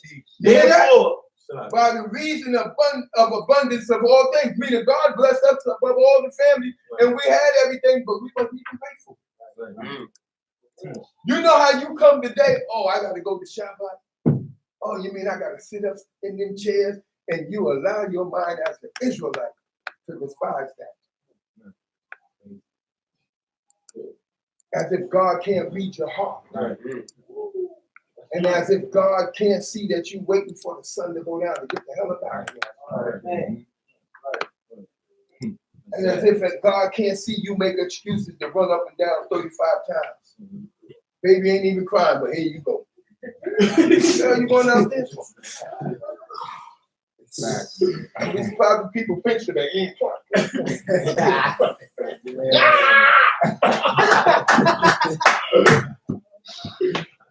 That's bad. I'm telling you, man, Israelites is the worst people on earth. If we're not right with our God. That's right. And if we're right with our God, you can't be us. Come on. Because thou didst not serve the Lord with thy God with joyfulness and with gladness of heart by reason of abundance of all things. Therefore shalt thou serve thy Enemy. Now, who else? You hear that? Therefore, should we serve who? Thy enemy. And aren't we? Dang. We serving our enemy and our enemy's God.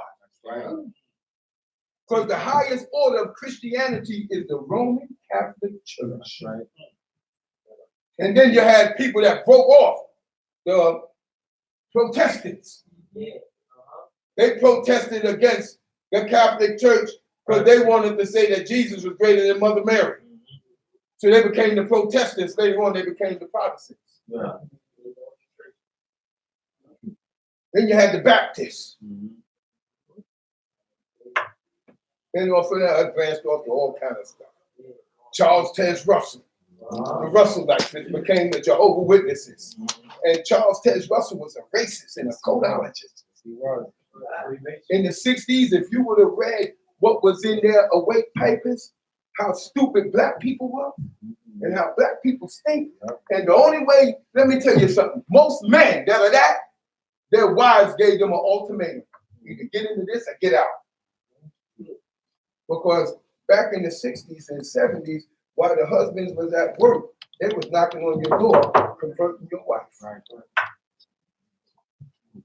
Wickedness. A divided house don't stand. That's right. Man come home and he hard day work, and you're teaching him about a fake God. Huh? They don't keep no commandments, and the one law that they attempt to keep, they cause people to lose their lives. Right. Blood transfusion. They say you can't have a blood transfusion. God ain't say that. A blood transfusion is putting your type blood where blood goes. God said don't eat in the blood. Because that was the practice of the neighboring nations, the African nations. They made blood pudding, blood this, blood that, and they was eating blood. Having a blood transfusion ain't got nothing to do with eating blood. Come on. Let's go. The enemy whom the Lord shall send against thee in hunger, and in thirst, and in nakedness, and in want of all things. Ain't that how we got here? Huh? Yeah. And hunger and thirst, and we were naked. And what did they do? And he shall put a yoke of iron upon thy neck until he have destroyed thee. You hear that? Didn't that only happen to us? Right. Yokes of iron around our neck. You watch them slave pictures. That's what you see. That's what you see, family. That's why they say, no, we got to get the black people about this book. We can't let them read this book, but this is their identification. Right. Huh? This is their identification card. Come on. The Lord will bring a nation against thee from far, from the end of the earth. As the vulture swoopeth down, a nation whose tongue thou shalt not understand. Now, didn't they come and get us from the other end of the earth like a vulture? What's the symbol of this country? The eagle. Huh? What's the symbol? The eagle. Bird of prey. Come on. A nation of fierce countenance. Fierce that shall not countenance. regard the person of the old, nor show favor to the young. Now, did they show pictures of us where they hung the whole family on one tree? Right. Called strange fruit on the tree? They didn't have no regard for the old or the young. You was just a nigger to them. You was a nigger. You understand what I'm saying? They get more punishment throwing the cargo off a boat than throwing your behind off a boat. That's why millions of us died in the Atlantic Ocean. Right. And it didn't mean nothing. Right. They put us on them slave ships like you go in the store and they got shoes where you pull out the shoe from that thing and shit. That's how we was in them boats. And they defecated on top of each other. Them slave ships, when they came to shore, they had to burn them. They had to burn them, man. These were cruel people. They can't tell their history. Cain. And these are the same. Why you think when I was going to school, they taught we were slaves from the first grade on? They had to stop that. Huh? George Washington and Martha Washington, slave owners. The hell with George Washington. The hell with Martha Washington. That's right. That's right. Thomas Jefferson. The hell with that rapist. But he gave the black girl a favor. He loved. No, you raped her. Right. She ain't had no damn say so. She was a youngster. And like my boo said, they teach us that in school today. That's not relevant. What you teaching us about Thomas Jefferson for? George Washington, what good is that going to do us today? Abraham Lincoln. Abraham Lincoln. The hell out of here. King. All of them was no damn good. And yes, white statues, them statues together, all of them were crooks and robbers and racists. Right? Every single one of them. That's right. Columbus. How you discover something where people already there? Huh?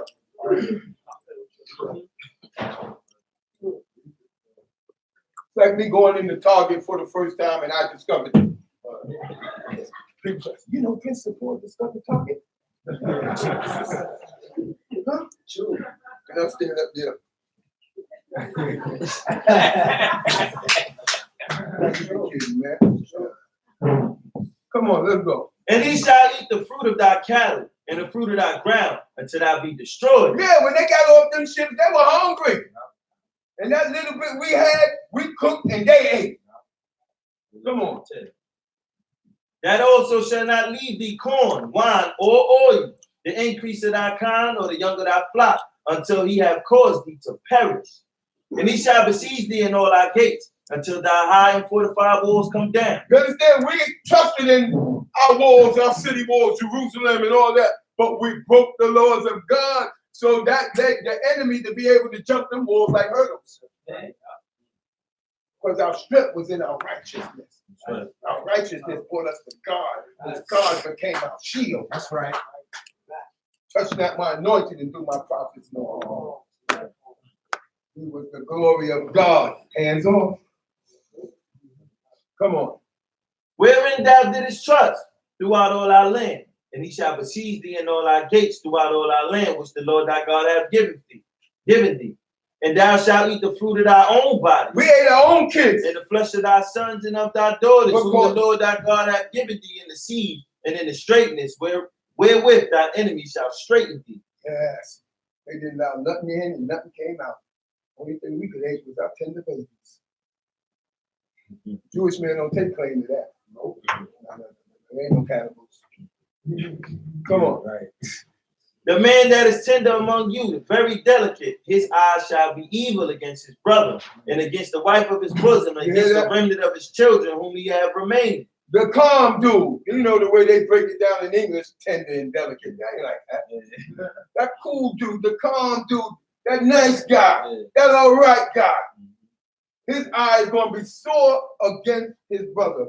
That was commanded upon us. That's why, what's the saying today about us? Black people don't stick together. That's the curse that God put on us. And it lives in us up until this very day. You understand that? Our identification card is the book of God. Right. That's why they give us that green book and that white book. So you can't find yourself. So you remain a Negro with no history. Come on. So that he will not give to any of them of the flesh of his children, whom he shall eat, because he have nothing left him in the seed and in straightness, wherewith thy enemy shall straighten thee in all our gates. The tender and delicate woman among you, who would not adventure to set the sole of her foot upon the ground. That means that women were high class. There was no women on the face of the earth that can match up with them princesses and queens called the daughters of Zion. Huh? That's right. You wouldn't mind taking off your robe and say, hey, baby, don't even let your feet get We didn't have slipper dragons come over. Some shoe would look like Elsie the cow.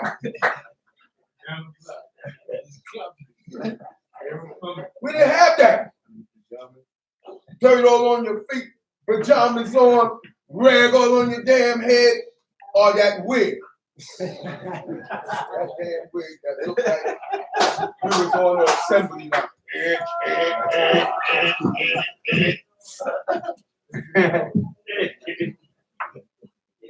What a hell of a sight we turned into. God damn, come on, man. What happened to the black naturals? What happened to your sweeties? What happened to your brothers? What happened to them beautiful braids and them puffed out things you have on your head when you look like a princess with big ears? And you're standing up there looking like, what happened to that look?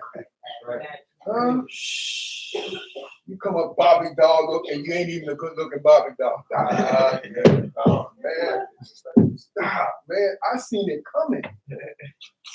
Just like if any of y'all know me, you know years ago I was talking about they breaking us into homosexuality when men start pushing cabbages.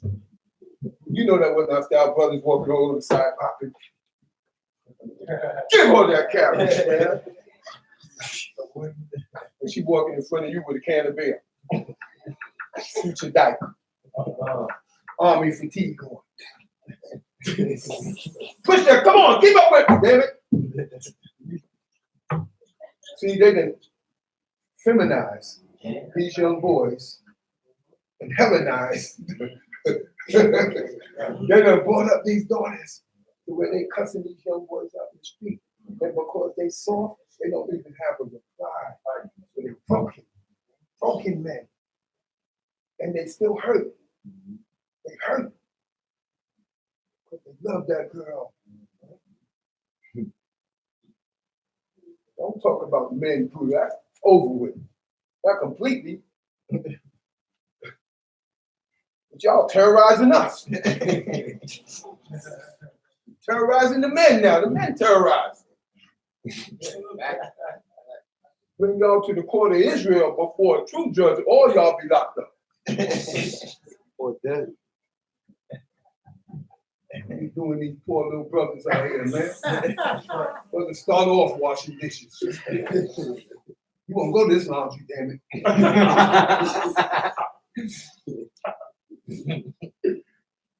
All right, come on. Her eyes shall be evil against the husband of her bosom, and against her son, and against her daughter, and against her afterbirth that cometh out from between her feet, and against her children whom she shall bear. And it ain't the brothers that be saying, bring your behind here, nigga, or B. It's the women. Bring your MF so-and-so here. And yeah, her eyes are still against her children that come from between her feet. It's right before our eyes. The prophecy that's in the book of God. It's us they talking about. Wake up. Wake up. Wake up. Right. Come on. For she shall eat them for one of all things secretly in the sea, and in straightness wherewith thy enemy shall straighten thee in thy gates. You understand? Our eyes are sore against our children. You turn them over to whatever decree they set before us, man. Where's the fight to take your kids out of school? How you want your kids to go to school with no home teaching them? That's true. Think about it. Right. So what? Let's fight for our right. Let's go. Let's at least make the news. Right. Stop giving into everything and talk about, oh, I'm a daughter of Zion and I'm so proud. You ain't nothing. You're a sellout to your own damn children. Right. Because if your child gets sick, because of your weakness, it's not you. Come on, man. Let's go. If thou wilt not observe to do all the words of this law that are written in this book, that thou mayest fear this glorious and awful name, the Lord thy God, then the Lord will make thy plagues wonderful, and the plagues of thy seed, even great plagues, and of long continuance and sore sickness, and of a long continuance. And that's what we're living in. Where's the thing about the ships? 68. Go to 68 and I'm coming down. And the Lord shall bring thee back into Egypt in ships. Let's stop right there. Now, Egypt is a Greek term which only means bondage, slavery. Because the name of that land that they call Egypt is not Egypt, that's a Greek name. It's Mitzrayim.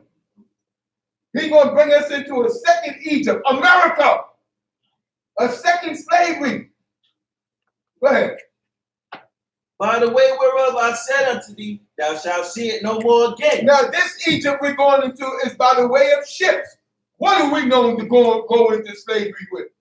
Ships. Come on. And there ye shall sell yourselves unto your enemies for bondmen and for bondwomen, and no man shall buy you. Ain't nobody buying us. You're a damn slave behind over here and clean my behind. That's the way it came out.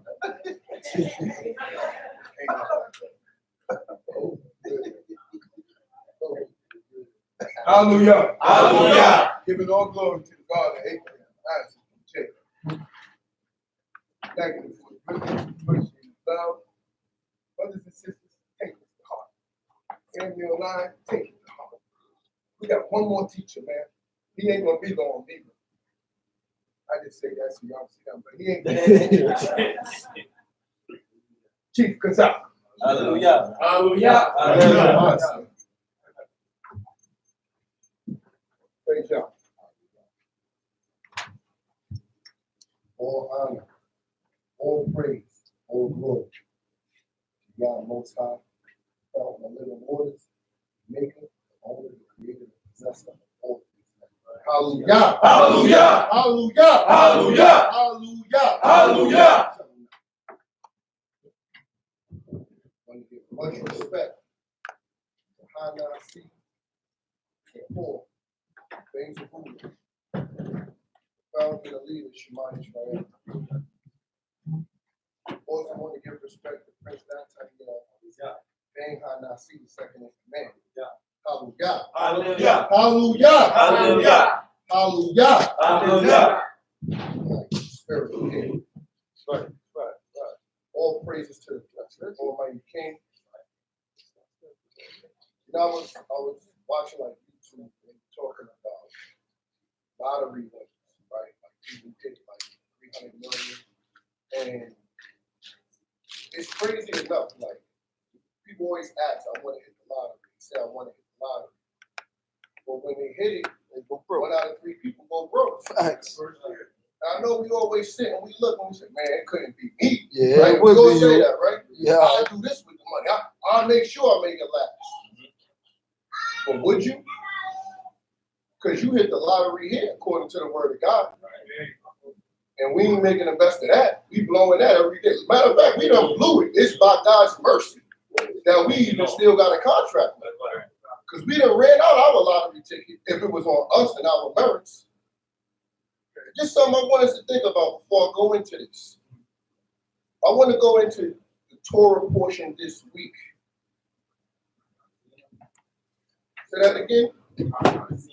Ha'azim. Ha'azim. The significance of this portion is it's a song. If you see the Hebrew, it's written in a melody. Right. It's a song. But I don't want to just go to the song because I gotta put you in a mind state of what that man was going through when he's singing the song. They're saying this is like the end of Lean On Me. You dig what I'm saying? It's like a sad moment. This ain't a happy moment for Don Moshe. Because but see, with this great man Moses, he was tasked to do something that he didn't want to do for people he just didn't want to do it for. He had no problem fighting for his people and being a liberator, but he just said, I'm cool where I'm at. And then he got into a role, he got amped up for a role, and grew in the role. And then his anger with the people, because he tried them over and over again, caused him to sin and took him out of something that he fought for everybody else to get. Now imagine that life right there. Imagine that understanding. And then imagine the understanding that God shows you these people won't repent. Right. So you staying here, you would feel us in vain if you wasn't dealing with the creator of heaven and earth. Because you'd be sitting up there saying, well, I can't go into the land, and they still ain't gonna listen. That's to show you what we was going. Let's go to 31. Let's go to Deuteronomy 31 first, just to set the scene. Matter of fact, go to Deuteronomy 1. No, do 31. Let me get it straight. Can I get the slide with the map? What they said was an 11-day journey, turned 40 days in the wilderness. But see, we never 40 years. 40 years. I'm sorry, got 40 years. I'm getting too stories. 40 years. But see, what we don't understand is Moses is a CO, and anybody who knows that, you do the time with the person. You ain't like Moses got to go into the land and come back on weekends. Okay, this is how you do Shabbat. Moses was there with you. So the same mountain you circling for 40 years, he got to circle the same mountain for 40. The same food that you don't like to eat every day, he got to eat the same food every day. He doing the big with you, and he's righteous. Right. So that's motivation for our people who say, "I got it right. I got it correct with you in it until we get it right." It's never been about one man. This is the greatest man to ever come out of Israel according to the word of God. But it's never even been about just solely him. God is still going to judge us as a nation of people. Some shit, though. Yeah. 31.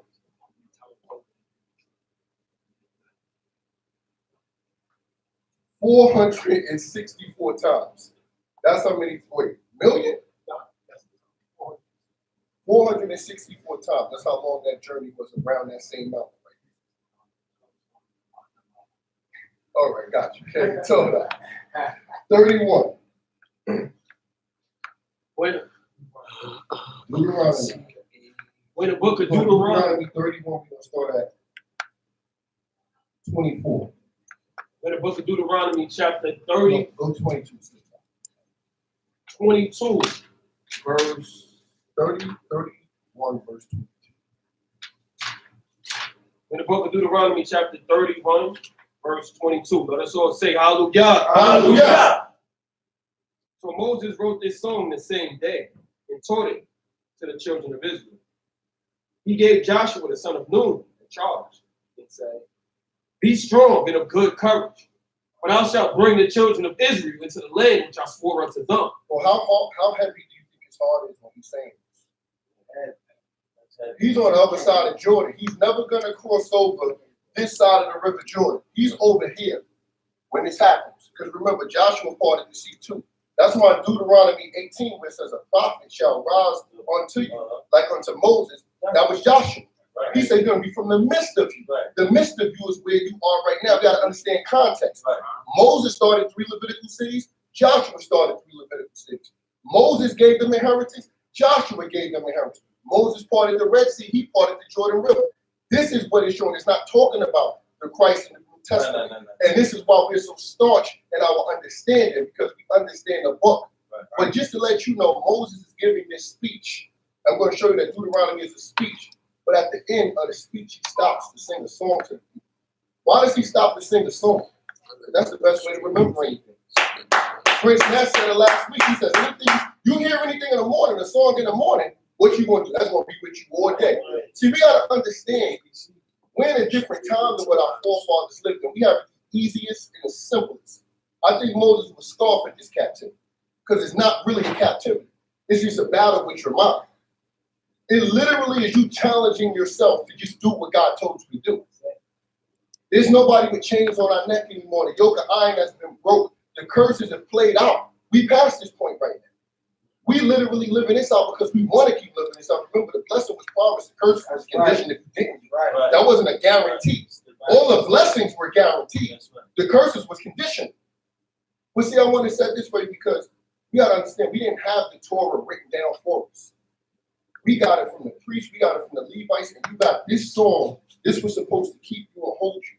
That's why when Moses says in Deuteronomy 6:4, he says, "Beware lest you forget God thy power, who brought you forth out of the land of Egypt, out of the house of bondage." He's letting you know to remember to call, because you will not have this every day to read like we have it every day to read.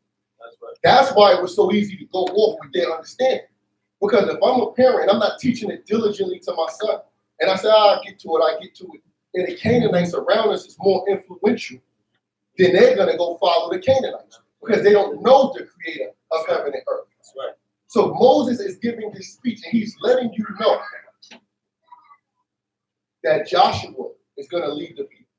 And Joshua is going to take them over to the other part of the Red Sea. And I can only imagine the anger. I'm going to show you how angry he would have been when we go through all the times we turned against the normal shit. And I will be with thee. And it came to pass when Moses had made an end of writing the words of the book, words of the Lord in the book, until they were finished.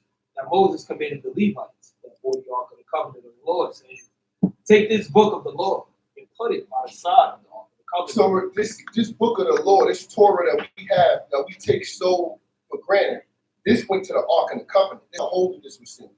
These first 5 books went there, and every man wasn't allowed to go unto that right there. So we have to get an understanding. This wasn't something that was readily available. You couldn't go to CVS, Barnes and Nobles. You couldn't go online and get this out the store. So when God has it hard on us, we can't sit and say God is so unjust. Just like Moses says, is God ways unjust? No, it's his children that's corrupt.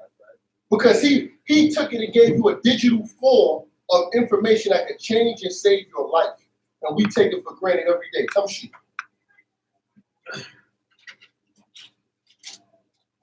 And put it by the side of the ark of the covenant of the Lord your God, that it may be there for witness against thee.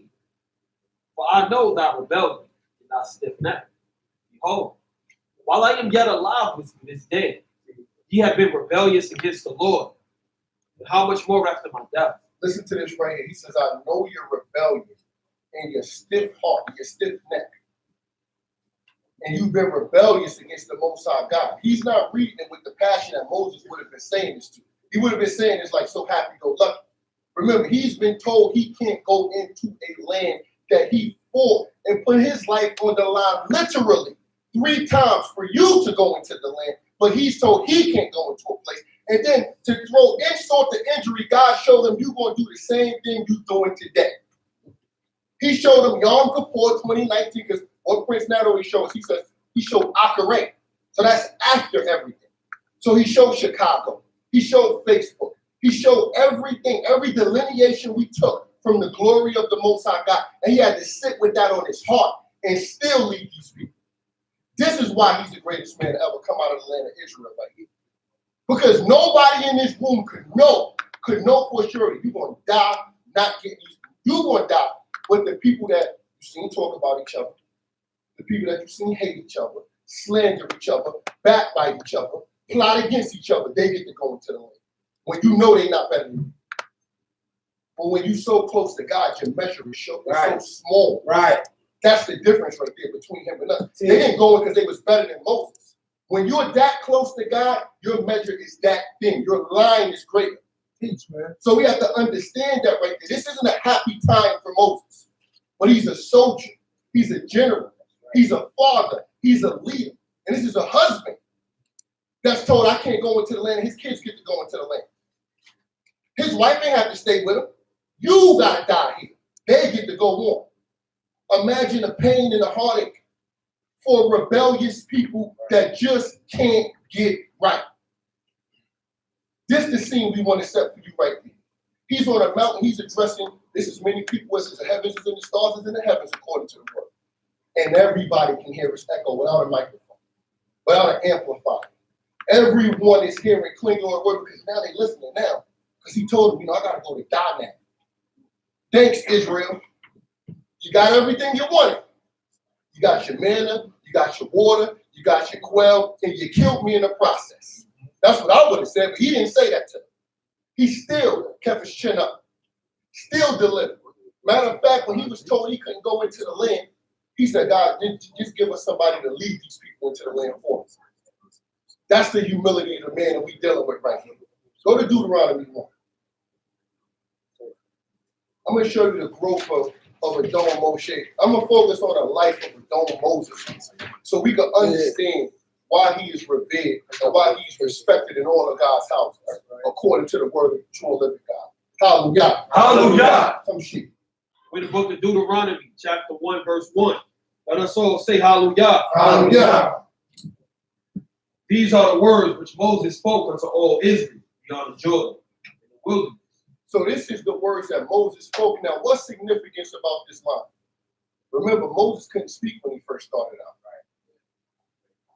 But his growth and his development in the Most High God, now he's giving a full-fledged speech to the children of Israel.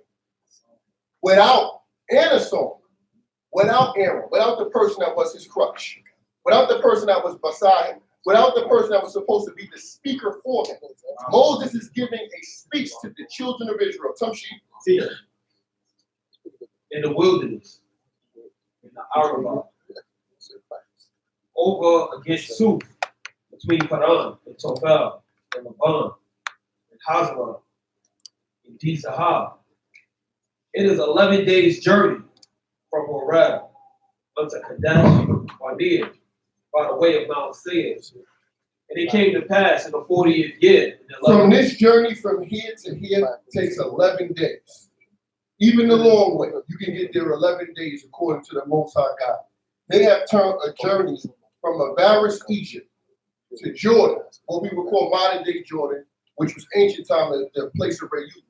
They had turned that, so you got Menashe. They had turned that into, they had turned that into a 40-year journey, 11-day trip. So when this man is here speaking to you, remind you, in Numbers 31, he was already given a word that he can't go into the land. So this is his final speech. It's like, you ever been to an amusement park and your mother give you rules, or before you go to the store, she listen, we go in here, don't touch nothing, don't ask for nothing, you ain't getting nothing.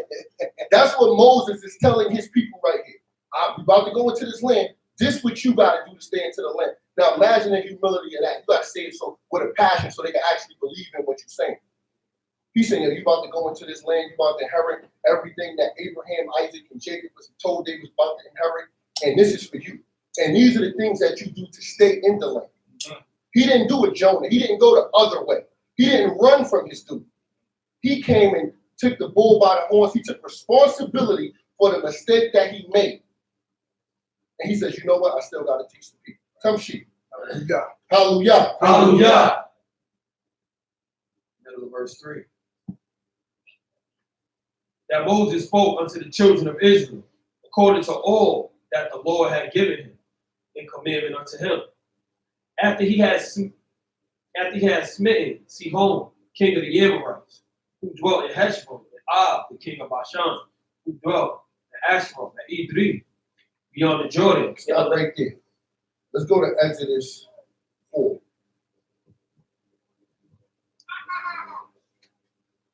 Moses, may his memory be blessed, was a man who he had a very difficult life.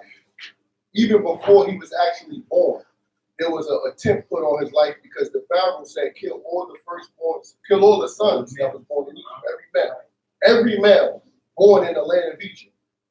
So he got through that situation right here through his sister Miriam and through the wisdom of his mother, because they knew the time that Pharaoh's daughter was going to go out to draw water.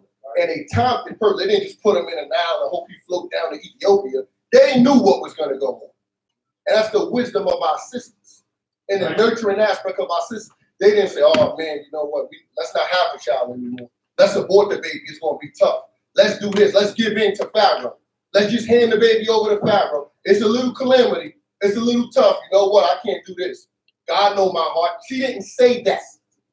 She went against the grain and put her foot down and said, you know what, it may not be what I would want to be the best, but it's better than that. It's better than what they subscribe. So let's get an understanding. Some sheep. We're in the book of Exodus, verse 4, chapter 1. Let us all say hallelujah. Hallelujah. And Moses answered and said, but behold, they will not believe me, nor hearken unto my voice. And they will say, the Lord hath not appeared unto thee. And the Lord said unto him, what is that in thy hand? And he said, a rod. And he said, cast it down to the ground. And he cast it down to the ground, and it became a serpent. And Moses fled from before him. And the Lord said unto Moses, put forth thy hand and take it by the tail. He put forth his hand and laid hold of it. And it became a rod in his hand. That they may believe the Lord, the God of their fathers, the God of Abraham, the God of Isaac, and the God of Jacob, have prepared unto thee. And the Lord said furthermore unto him, put now thy hand into thy bosom. Okay, some sheep. He put his hand into his bosom. And when he took it out, behold, his hand was leprous, as white as snow. So this dispels the Jewish man's account of who the true children of Israel is, and who they are. Because he said he took his hand when he put it in his bosom, he brought it out and became leprous, white as snow. Some sheep.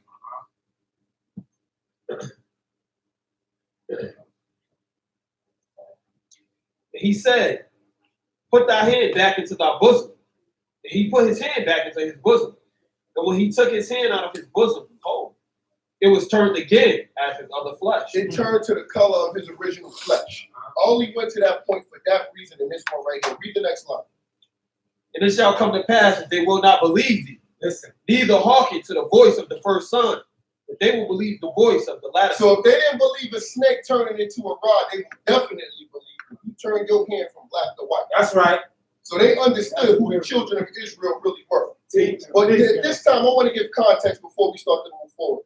Adon Moses, because remember, we're going to actually get to the speech, but I want to build up before we get to the speech so we understand the passion behind the speech or the song. If I just go to the song and break down the song, you will get it, but it won't really impact you. I need you to really understand what this man went through with the children of Israel. He was on the run from Egypt. Now, that was the only house he had known. But the reason he was on the run was because he was a nationalist from the start. He identified with his people early. He identified with the plight and the struggle of his people early. He didn't say, well, I got to the top, let me pull a ladder up. He says, I see my brothers being afflicted. These are things that we all can draw from and take from this place. Give me Exodus 2. Teach. We're in the book of Exodus, chapter 2, Verse 13. Verse 13. Let us all say hallelujah. Hallelujah. He went out the second day. Behold, two men of Hebrews were striving together. He said to him that he did the wrong. Wherefore smitest thou fellow? He said, now listen to this. He like, brothers, we all brothers. Some sheep. Straight Israelites. We all brothers. he said, who made thee a ruler and a judge over us? This is what the people said to him, that he put his life on the line for. That he went and killed somebody for. Because Moses he witnessed an Egyptian striking a Hebrew, and he killed the man. He didn't pull out his phone, he didn't pull out his tablet and scribe it down. Now, I'm going to get this on tape for you. He went out there and actually did something, took action, some sheep, and this is what his brothers did to him. So we're going to count the rebellions. This is the first one, some sheep. And Moses feared and said, no, sleep out. Thinkest thou to kill me as thou killed the Egyptian? And Moses feared. Listen to this. He killed them for you. And the Israelite people said, you want to kill him like you want to kill us like you killed the Egyptian? That's the smart talk of our people. With an attitude. You the ruler over us? It wasn't grateful for anything that he did.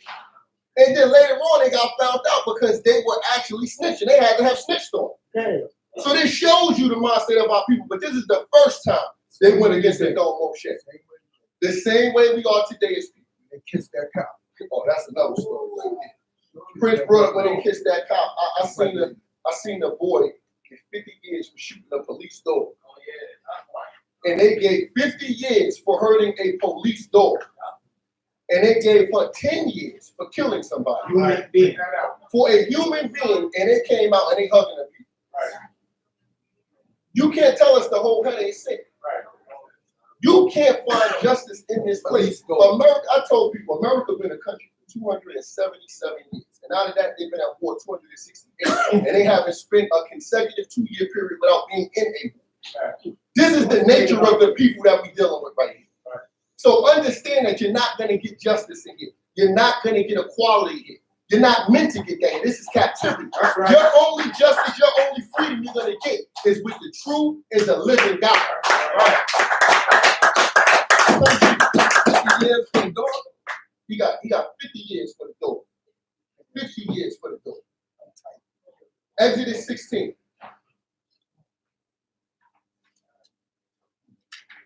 No, go to Exodus 5:1. So let's move along with this right here. We have Moses. He comes out. The book of Deuteronomy is a speech, just to recap. He's giving you the last instructions before he goes into the mountain and he goes to die. Well, we've taken you back into the story to see the plight and the story of the Adon Moshe. So he kills a Egyptian that's attacking his brother. And out of that, they go tell Pharaoh, and they get Moses basically when he's wanted as a wanted man now. So Moses flees to Midian, and he marries a priest of Midian daughter. And we're at this point where God already spoke to Moses and told him it's time for you to go back. Moses tells God, I could barely speak. God says, you know what? I'll send your brother Aaron. He'll do the speaking for you. That's why Deuteronomy is such a miracle when you see that it's a giant speech from Moses, because every other time you're going to see, and God spoke to Moses and Aaron, and God spoke to Moses and Aaron, and God spoke to Moses and Aaron. Now you're at a point where it's just God dealing with Moses. And you got to understand as a people, that's allegorical, because who you start this way ain't going to be who you finish with necessarily. You got to find an understanding. You got to get an understanding that this is about you getting right. Right. You can't have anybody as your clutch. You can't do it for your husband. You can't do it for your brother. You can't do it for your wife. You can't do it for your sister. Because when God removed them from you, what do you want to do next? Right. You got to do this for God. Your mission is for God.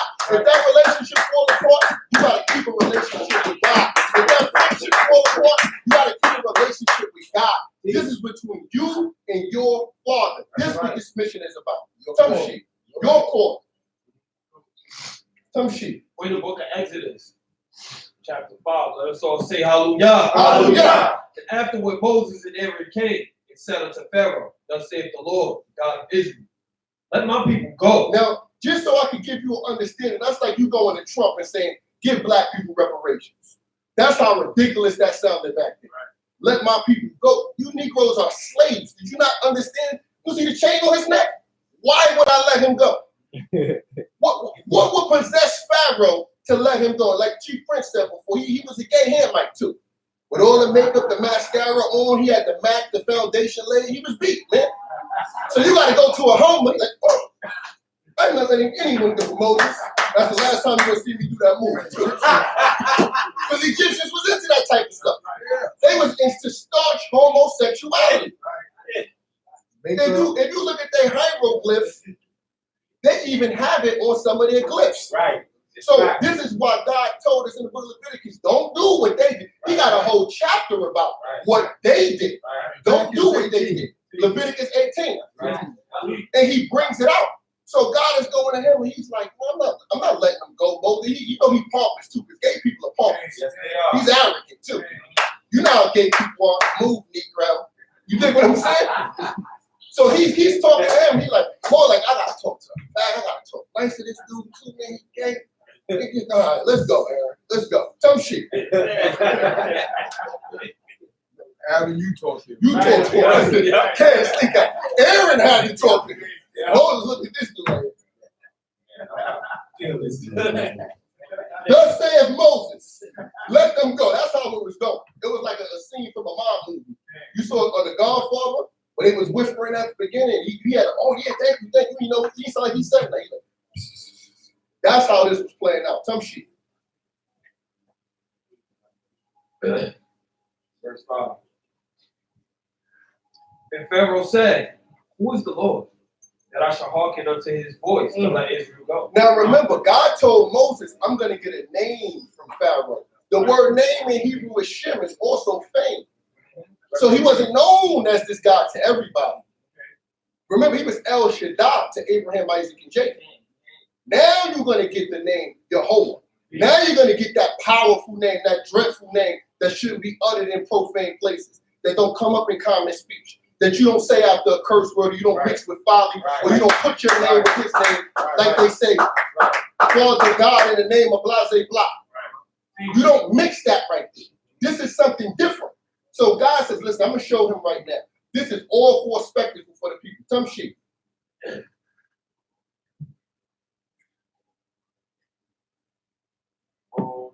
Verse 2. And I know not the Lord, and moreover, I will not let Israel go. I know not the Lord, and moreover, I will not let Israel go. He talking gangster right now. But if we go into the 10 plagues, I know it's about Moses, but I got to give y'all some more historical background so you understand what this is. They had a bunch of deities in Egypt. The 10 plagues was an attack on every deity that they had. The last plague that killed Pharaoh, like we always talk about Prince Snap, Pharaoh was seen as a god. When he ascended to the throne, he was saying, I am. That's why God said, I am that I am, to mock him right there. Right. So we can get a full understanding. So when you kill the firstborn of Egypt, you kill Pharaoh's son, he was next to be going to the throne. That's how he attacked every god in Egypt. So we can get an understanding. Right. Jump down to 17. Hallelujah. Hallelujah. Verse 17. But he said, ye are idle. Ye are idle. So you are lazy. You are lazy. Y'all want time to praise God? Y'all want the Shabbat off? Y'all want holy days and holy convocations off? Now I'm going to make you make brick with no straw. You know what that's symbolic of today? I'm going to cut your wages. It's the same concept because we the same people. And the same characteristics these rebellious Israelites going to show is the same characteristics that's going to be shown within us. Look at what they replied to Moses. They loved him when he first came. He says, I came to liberate you. Cain. But the minute trouble came, this is what they did to him. Some shit. This is the second rebellion. Some shit. Therefore ye say, let us go and sacrifice to the Lord. Go therefore now and work. For there shall no straw be given to you, yet ye shall deliver the tale of bricks. And the officers of the children of Israel did see that they were set on mischief. And they said, ye shall not diminish aught from your bricks, your daily task. And they met Moses and Aaron, who stood in the way, and they came forth from Pharaoh.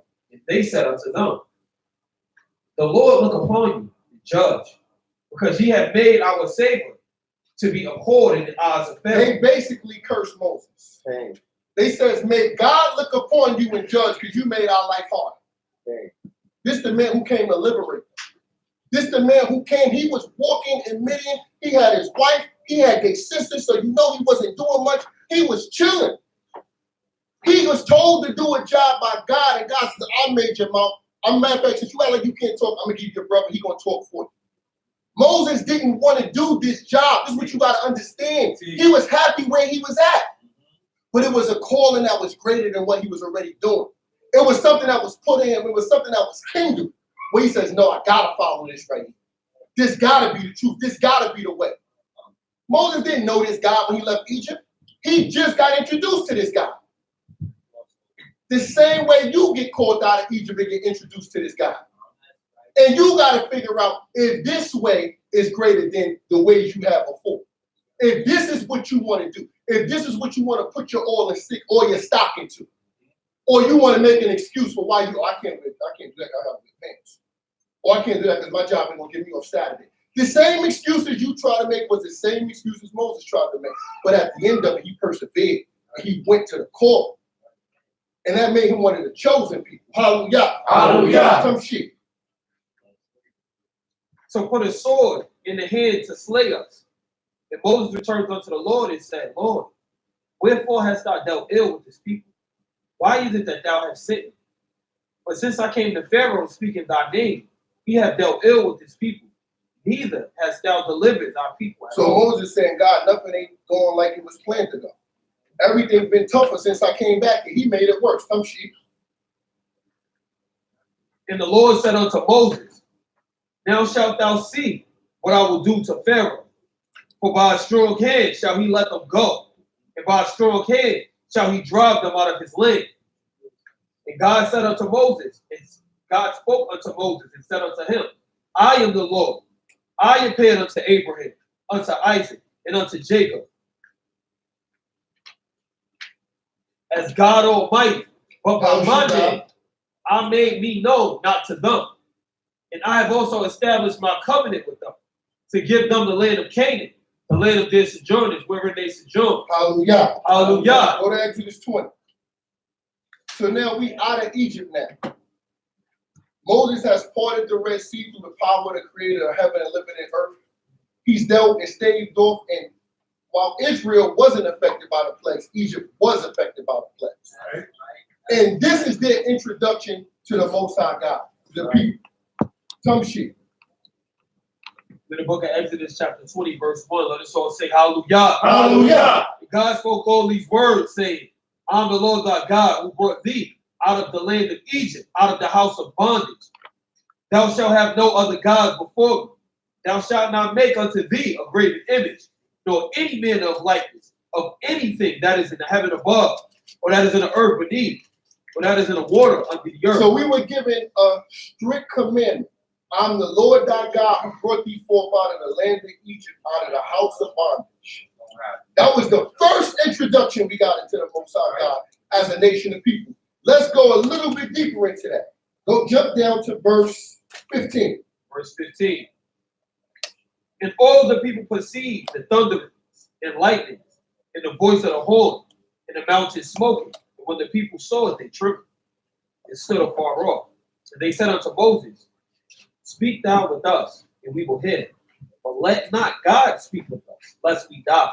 And Moses said unto the people, Fear not, for God has come to prove you, and that his fear may be before you, that ye not sin. Stop right there. So the people told Moses, we want you to speak for us. It's too much. The smoke coming from the clouds, the thunder, the lightning, all of that, the earth shaking, the shofar, that's too much, man. We can't deal with all that. We ain't signed up for that part. We just wanted the benefits package. That obedience thing, that ain't really our thing right now. You tell us what he said and we do. Because that's the arrogance of our people. Middleman. Now look at what happened. Moses goes away for 40 days. Deuteronomy, Exodus 32. Now they just agreed they're going to do everything that the Most High God said. All that you said, we shall do. Right. Look at this is the third rebellion. We just got across the Red Sea. This is what our father had to deal with. Some sheep. We're in the book of Exodus, chapter 32, verse 1. Let us all say hallelujah. Hallelujah. And when the people saw that Moses delayed to come down from the mountain, the people gathered What's to taking this dude? So we only been slaves for about 80 years, man, in Egypt. What's taking him so long? Where's the deliverance at? Yeah, I know if it wasn't for him, we'd be making bricks with our feet right now. We'd be stomping mud and all that. We'd be drawing water for Pharaoh, but oh my God, what is taking this dude so long? Where are you at, Moses? You know what? I know what. And if somebody came up with a not so bright idea, let's make a golden calf. That's what got us. I remember, I told you that. I told you it's the calf, man. He came in the name of God. This is how simple our people mind was. Some sheep. teach. And said unto him, Up, make us a God who shall go before us. For Moses, this man brought us up out of the land of Egypt. We know not what is become of We him. don't know where he at. Because everything he said so far came to truth. Everything he said so far came to light. We only just got the Red Sea open for us. We only watched utter darkness over there so thick that the men were so afraid they didn't even get up to use the bathroom in Egypt. They had to use the bathroom on themselves. They said they ain't moved for 3 days. So this shows you the power of God. It is broad daylight over here, and it is pitch black dark over there. We just only came from that. We only came from blood being on our door, and the firstborn of Egypt was killed, and our people were saved alive. But you know what? Moses ain't moving on our time. Make us a God, Aaron. You better go do it. Some sheep. Verse 2. And Aaron said unto them, Break off your golden rings, which are in the ears of your wives, your sons, and your daughters, and bring them unto me. And all the people broke off the golden rings which were in their ears, and brought them unto Aaron. He received it at their hand and fashioned it with a graven tool. And stop. He ended up making a golden calf. Jump down to 30. Appeasing the people. I'm glad you said that, Tom. Jump down to verse 30. Verse 30. And it came to pass on the morrow that Moses said unto the people, Ye have sinned a great sin. You have done a grievous sin. This is one of the only times you're going to see great sin, too, in the regular English. You've done a great sin. This isn't a small thing. This ain't your doubt. This ain't your little stuff. This is idolatry. This is death penalty stuff. You've done a great sin. Talk about it. You just agreed to do something. It was one thing when you hated on me, you snitched on me. I ain't even say nothing about that. We're gonna keep that under wraps. And I still freed the cat who snitched on me. He ain't stayed there because everybody left Israel. Shows you the humility of our forefathers. He ain't say, man, you know I was going to run for 40 years because of you, man. He didn't say that. Moses had to deal with all of these things that the people brought to him. So when you go into this story, and with this his story, we go into this song that he about to sing. This man is broken down. He upset. He may not show it, but you can only imagine how a man feels internally. This ain't old happy day. This ain't that right here. This is, man, y'all Israelites, man, y'all done ruined everything, man. I know y'all not gonna listen. That's what the song is saying. Right. You went against God. You know what's crazy? He never said you went against me. He always turned it to God. This shows you the glory of this man. This shows you why the Most High God said there will never be a man like unto him. Hallelujah. Look at what Moses does. Come, she. Look at what he does for the people. Teach. Verse 31. They have made them a god of gold. Yet now, if thou wilt forgive their sin, and if not, blot me, I pray thee, out of thy book which thou hast written. Now listen to this. He says, God, if you can't forgive their sin, get rid of me. Right. Take me out the book. The same people, when we read further on, that said, Moses, you take too much upon yourself. Yeah. The same people, when we read further on, that spoke against his wife. The same people, when we read further on, said, you brought us out here to die. He loved his people. Right. He gave up a spot in the palace to save our lives. We got to really understand the magnificence of our teacher. Hallelujah. There will never be another man like him. Woo. And this also kills that Christ story. Read what God replied is. Read. Teach. Read. Teach. And now, 33. And the Lord said unto Moses, whoever has sinned against me, him will I blot out. No, I'm going to send a version for your sins.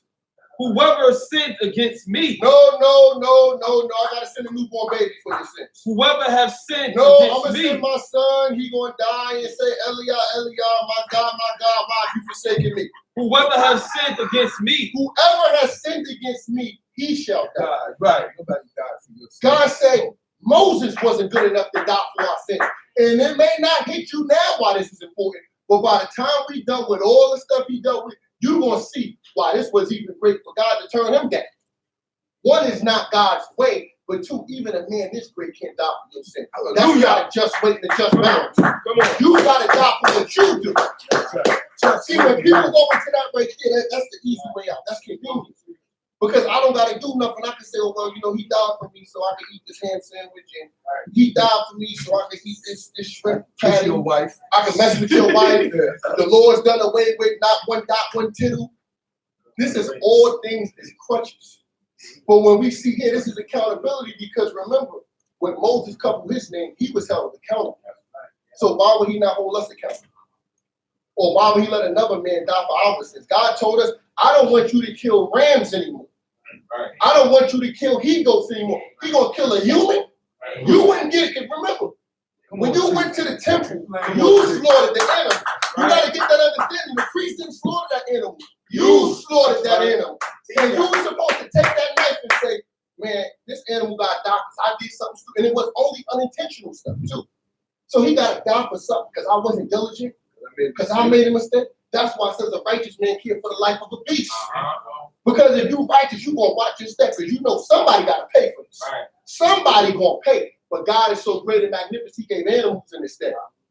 And since we were just going up there like Prince said, yo, that's Sheba, I got a ram for her. That's what we was doing. Yeah. That's Israel's staff. Send on spike. You see his wallet right there? I got 2 turtle doves for that, baby. We good, man. Rolex more than the turtle doves anyway. This is what we were doing as a people. Hey. Right. So God said, no. We won't have no more animals if I leave you in a land. The Middle East, you know how they got the endangered animals? Every ram will be an endangered species right now if we was left in that land. Yeah. These things had to go. A just weight and a just balance is God's delight. But this is the third, listen to this. We ain't got, but might be 3 days into the journey, you done got 3 rebellions already. So So tell me he was happy giving the speech to you.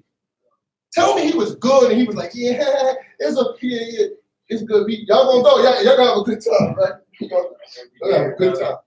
He cried in the car, you know what I'm saying? Because it's not something that, like I said before, I want you to get the impact of this. He told he couldn't go somewhere. He was better than everybody else going anywhere. Do you understand that right there? Do you understand? Imagine you watching an adulterer go into the land, a murderer, a kidnapper, a rapist. You like, well, I ain't do that. You see what I'm saying? Right. And God said, you can't go. You ain't even right. But I'm just giving you a comparison so you could understand. People who you know have done things that never been caught for. And they get to march you and they're like, oops, you stopped at the border patrol. Like that says the Lord, you stuck here, bro. That's what I'm. You good. You good right here. You good. Stay. Go back to Brownsville. It's empty. It's good. You pick any crib you want. That's what Moses was going through. Come sheep.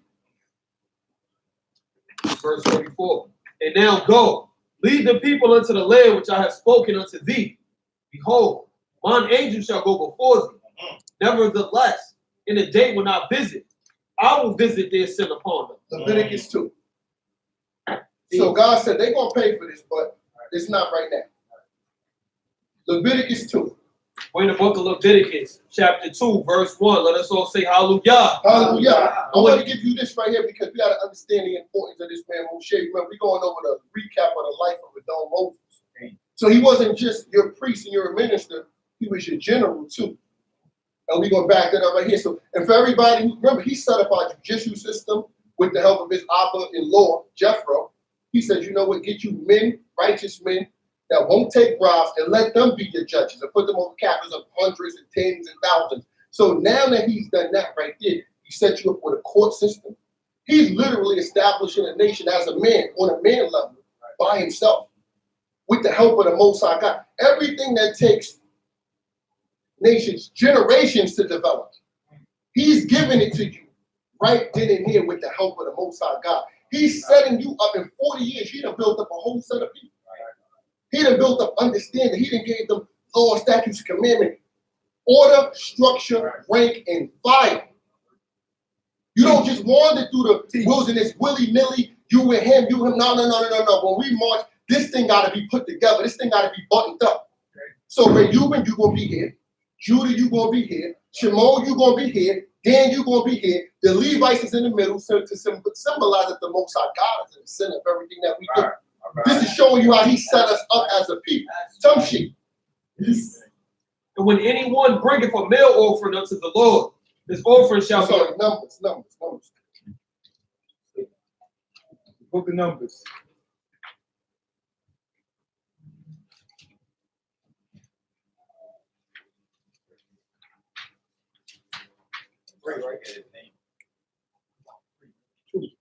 We're in the book of Numbers, chapter 2, verse 1. Let us all say hallelujah. Hallelujah. And the Lord spoke unto Moses and unto Aaron, saying, the children of Israel shall pitch by their fathers' houses, every man with his own standard, according to the ensigns.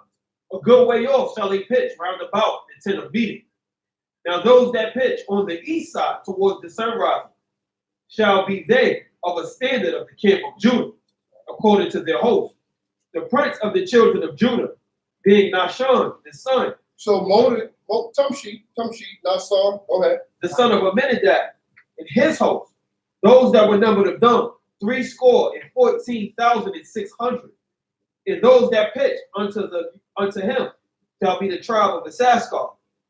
The prince of the children of Issachar shall be Nathaniel, the son of Zuar, and his host, and even those that were numbered of 54,400. In the tribe of Zebulun, the prince of the children of Zebulun, Eliab, the son of Helon, and his host, and those that were numbered thereof, 57,400. Do you see why we need order? Do you see why even in spirituality we need organizational skills? Because under Judah you had Zebulun, you had Issachar, and under Ephraim you had tribes, and under Dan you had tribes. Right? And everybody, just because you was the captain of the Zebulunites, you still answer to the captain of Judah. And the captain of Judah answered to Moses. Right. So he wasn't just our priest. He wasn't just our father. He wasn't just our teacher. Now we're looking at our general now. So when you see the transgressions that we transgress against him, you can take that a little bit deeper now. Because from a soldier's aspect, you can relate to it. And as a regular civilian, you can relate to it. You go in against now your leader and your military leader. Tamshi. And all that were numbered of the camp of Judah being 100,000, 80,000, and 6,400, according to their host. They shall set forth first. On the south side shall be the standard of the camp of Reuben, according to their host. The prince of the children of Reuben, Eleazar, the son of Shedeur, and his host, and those that were numbered thereof, 46,500. And those that pitch unto him shall be of the tribe of Simeon, the prince of the children of Simeon, Shalumael, the son of Zerishaddai, and his host, and those that were numbered of them, 59,000. So mind you, he's still setting people up. He's still diffusing responsibility. And he's giving you an order. Why was this order important? This order was important because when we left the land of Egypt, the Amalekites attacked us and killed our elders, killed our women, and killed anybody that was straggling along the back. So God spoke to Moses and told him, no, set you up a platoon now.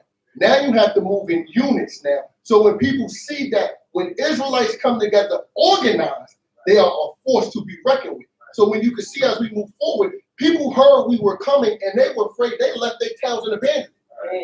We weren't even getting tested when we came organized and when we came structured together. We weren't just walking around joking and smiling. When you see us marching and we doing our thing now that's something to be reckoned with. So he picked us up and gave us a sense of military pride too.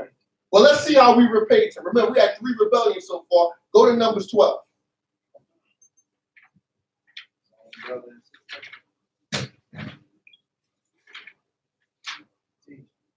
We're in the book of Numbers, chapter 12, verse 1. Let us all say hallelujah. Hallelujah. And Miriam and Aharon spoke against Moses because of the Cushite woman whom he had married. For he had married a Cushite woman. Now look at this. You can't tell me that this is not our people. This man fed you. This man gave you knowledge, wisdom, and understanding. He taught you how to come before the Most High God. He intercedes to the Most High God for you the best way he can. And this is what we reduced him to. The woman that he married. He's with a Cushite woman. This is what we did as a people.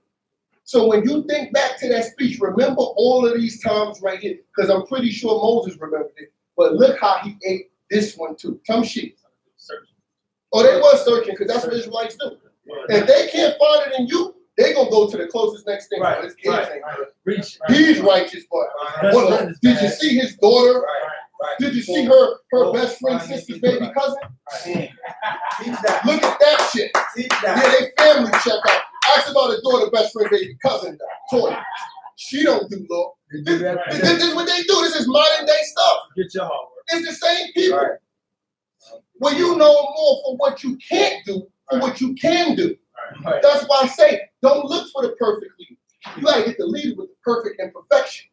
If you understand that concept, right, nobody gonna be perfect, but let his imperfection be something that don't take away from the Most High God, that don't take you astray, that don't lead you asunder. That's what you got to do.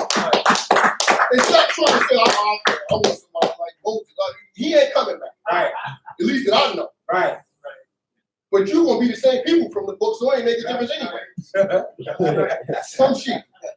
Verse 2. And they said, have the Lord indeed spoken only with Moses? Now listen to this. Because of his woman, has God only spoken to him? Now remember, you gotta remember, they were saying Levites and priests gotta marry Israelites. So I'm pretty sure that's what they were trying to hold against them. But you gotta understand, them rules is for you. Them rules ain't for God. And God knew that man had that wife when he took you out of Egypt. Was she a problem when he came to Egypt? Was she a problem when he took you out of Egypt? Low point. Was she a problem when that Red Sea parted? No. Was she a problem when that manna came from heaven? No. But now that I'm good, that's why Moses told them, beware, lest you break stacks and kick. Because you're looking for problems now. You itching. That Canaanite itches on you, dying. You looking at my LP, I just need a reason. Please give me a reason. His wife, that's what it is. Yeah, that's why I'm going straight. I need something to get away from this way right here. That's what we do. This order thing is not my thing. I used to kick it with Judah. Now I'm stuck with Dan. Man, oh man, he ruined my travel. The travel ain't the same no more, man. Man, y'all used to chill. Dan and Judah. Now he in this camp, I'm in that camp. Oh, I can't take this dude no more. This is what we do. But look at the little thing. You gotta remember, this is not a guy who asked for this job. He didn't ask you to do this for you. No leader asks you, no leader, at least that I know, that wakes up and says, man, God, I just want to lead your people. That's a task that God bestows on that man. And God looks at every imperfection that man has. Because remember, he's a God of past, present, and future. He weighs it up and says, I could use this man. So if somebody's good enough for God, how are they not good enough for you? This is an understanding that we got to get when we dealing with this. Some shit. Listen to what God says, though. Middle of verse 2. Have he not spoken also with us? And the Lord heard it. Now the man Moses was very meek above all men that are upon the face of the earth. Man, Moses wouldn't raise his voice at you. Moses would chill. You would say, Moses, that dude, like, yo, man, he had the friends that would snuff him. Like, let me snuff him, man. Like, nah, he good, man. You know that cat on the block. Like, nah, he good. He's leaving. He don't know what he's talking about, man. And meanwhile, they going ham on Moses. Some shit. Now and the Lord spoke suddenly unto Moses and unto Aaron and unto Miriam. Oh, he ain't the only one you speak to now. He addressing everybody now. Some shit. Listen to what he said. Come out, ye three, unto the tent of meeting. Okay, this is a big scene right here. Because now you're going into the presence of the glory of the Lord. You can't go into the presence of the glory of the Lord and come out how you go in.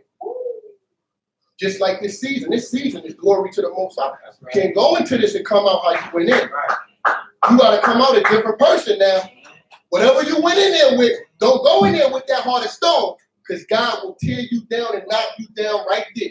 Don't go in there with that rebelliousness, because God will kick it out of you. You don't go before the glory of God and come out the same way you went in. But look at what he said. You want to hear from God so bad, here you go. Turn sheet. And they three came out, and the Lord came down in a pillar of cloud and stood at the door of the tent. No, he came nicely. And the Lord came down in a pillar he of came cloud. asking, could you please meet me, guys? Please. And the Lord came down in a pillar of cloud. In a pillar of a cloud, his voice, his presence. You felt that right there. This is not a man that you're dealing with. This is the king of the universe that we're talking about. Speaking out of the cloud. Out of the clouds, like Chief Prince said. Some shit. And stood at the door of the tent and called Aaron and Miriam. And they both came forth. And he said, Moses like, ooh. Some shit. Ooh, I told you. Remember? You know, black people's favorite word is remember. Remember? I told you. Stop talking about it. I told you. Go ahead. Y'all go first now. You want to lead so bad. Lead me into the tent, sis. That's what he did. Go ahead. You got y'all lead. I will follow you, but don't. Let's go, Aaron. Hamashiach, because remember he's anointed. Hamashiach after you. They wasn't hasty to follow God then. Some shit. hear now my words. If there be a prophet amongst you, I, the Lord, do make myself known unto him in a vision. I do speak with him in a dream. I mean, you hear it in your dream. Kaza, ooh, kaza, yada, it's fuzzy. You don't even really get the picture. You wake up, you're like, that was God, or was that something I ate last night? You don't know what's going on. You asking people, yo, I had a dream about 2 fish in a bowl. You think that was spiritual? That's how your picture comes. Right. But let's read what God said about Moses. Some shit. My servant Moses is not so. Oh, he got HD. He got HD. What's the top TV? 4K? He got 4K, FiOS, LED, whatever you want to call it. Moses is surround sound. He know and clear when he hear from God what's going on. You still try. You gotta have 14 dreams to try to piece together one. Like, yo, see, I was on the train. I'm at the bus stop. So when I seen the train with the bus, then the bull, when the fish came out the boat, they ain't even know, God ain't even talking to you. God ain't even talking to you. You get what I'm saying? You just ate something too late. You know, my grandmother used to say that, I don't eat after this time because I'll be having them crazy dreams. I'm like, y'all understand, y'all not prophets, man. You just be eating it. Some shit. He is trusted in all my house. Woo. With him do I speak Now mouth to remember, mouth. Moses heard this. Moses heard this too. So we gotta always go back to the speech that he gives. You gotta always go back to the songs. I'm trusting in all the gods about Moses. And oh yeah, that too. And this shows you. Why would you ever want to speak against this man? Why would you ever want to put yourself in a position when he said those are for God stand over here, and those are for Baal stand over here, and God was with Moses over here. After that, I think most normal people would have got that understanding. But what Jeremiah said, he says, God said, if I send you to a people with a strange tongue, they'll get this. Right. But we won't. That's what makes us so special. And that's what makes this captivity so, it's like an ingenious trap. It's literally like God put you in an episode of Saw. Where you got it. No, it's serious because the simplest part is just coming together, getting on the same page, and serving God. The hardest part is coming together, getting on the same page, and serving God. It's like it's like a riddle wrapped in an enigma, like they say. It's so right there for you. All we gotta do is take it. Come sheep. Even manifestly, not in dark speeches. In the similitude of the Lord doth he behold. Wherefore then were ye not afraid to speak against my How servant? wasn't you afraid to speak against my servant Moses? Crazy. Just like America should be afraid for what they do to you. Right. Just like when your brother is serving God, you should be afraid for what you do to your brother. When your sister's serving God, you should be afraid. How is this God's child and you got a problem with God's child? Right. What parent is going to find that okay? Problem. How can somebody say, yo, man, you mad cool, but I hate your daughter? I'm like, what? Right. We ain't cooling. That's right. Teach that. Unless you justify, my daughter cut your tires and broke your window, cut your mouth, you might be justified.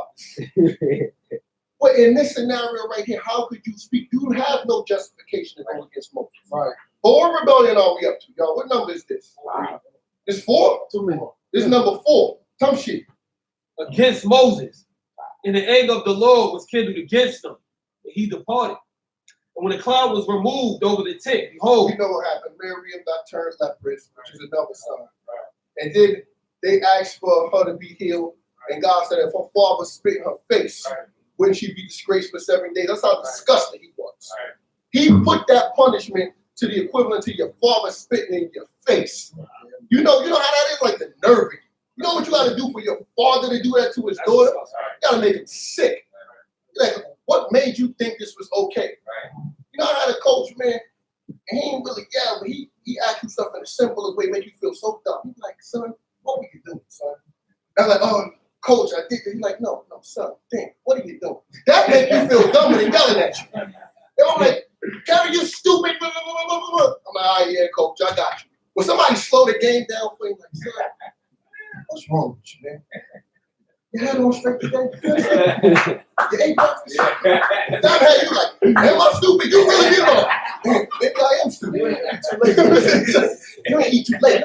Did you have one of them dreams again with fish? This is what we gotta understand. This is how Moses dealt with us. He ain't never raised his voice and yelled. He just said, okay, do whatever you want to do. Well, let's go to another one. Numbers 14. Yeah, we got 4 eyes. Yeah. we're in the book of Numbers. Now, this is right after that. This is right after you heard this. Other Levites. Other Levites is rising up now. Some sheep.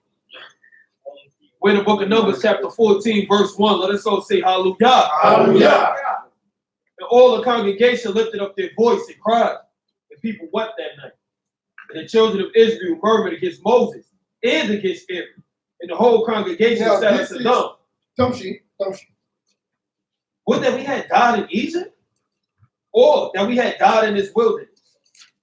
And wherefore doth the Lord bring us into this land to fall by the sword? our wives and our little ones will be a prey. Were it not better for us to return into Egypt? And they said one to Now another, listen to this. Now they're begging to go back into slavery. Ain't that something? They is dying. Silly. We better off, man. I love smashing them bricks for Massa, man. Mhm. I love Massa. Teach. He was good. He feds me, Teach. gives me clothes. Yeah. Massa was good. You in a whole heap of trouble. A whole heap. You know you a slave when you say heap. You in a whole heap of trouble. What are you doing, son? You okay? That's what our people were doing. This gotta be ear aching, man. Because Moses is married to these people. Remember, Right. he don't get to go to Israel and then come back on the weekends. He don't get nights and weekends off. He's with these people all day. And he gotta hear this nonsense, man. Could you imagine he in a tent? He like, man, I judge these people all day, feet hurt.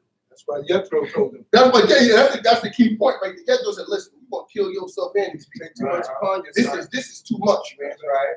You need to set up some barriers to get away from these people. You know what I'm saying? Set up judges and they go from dumb to the thousands to the hundreds to the tens to you. And that's how you can cipher through. Because if not, Moses, and it wasn't him being haughty and arrogant, that's the heart of this man. Right. He was, could you imagine even a basketball player, right? When he leaving the arena, he ain't signing all the autographs. He might get a choice, 2 or 3, and then leave. Imagine an arena full of people telling you their problems.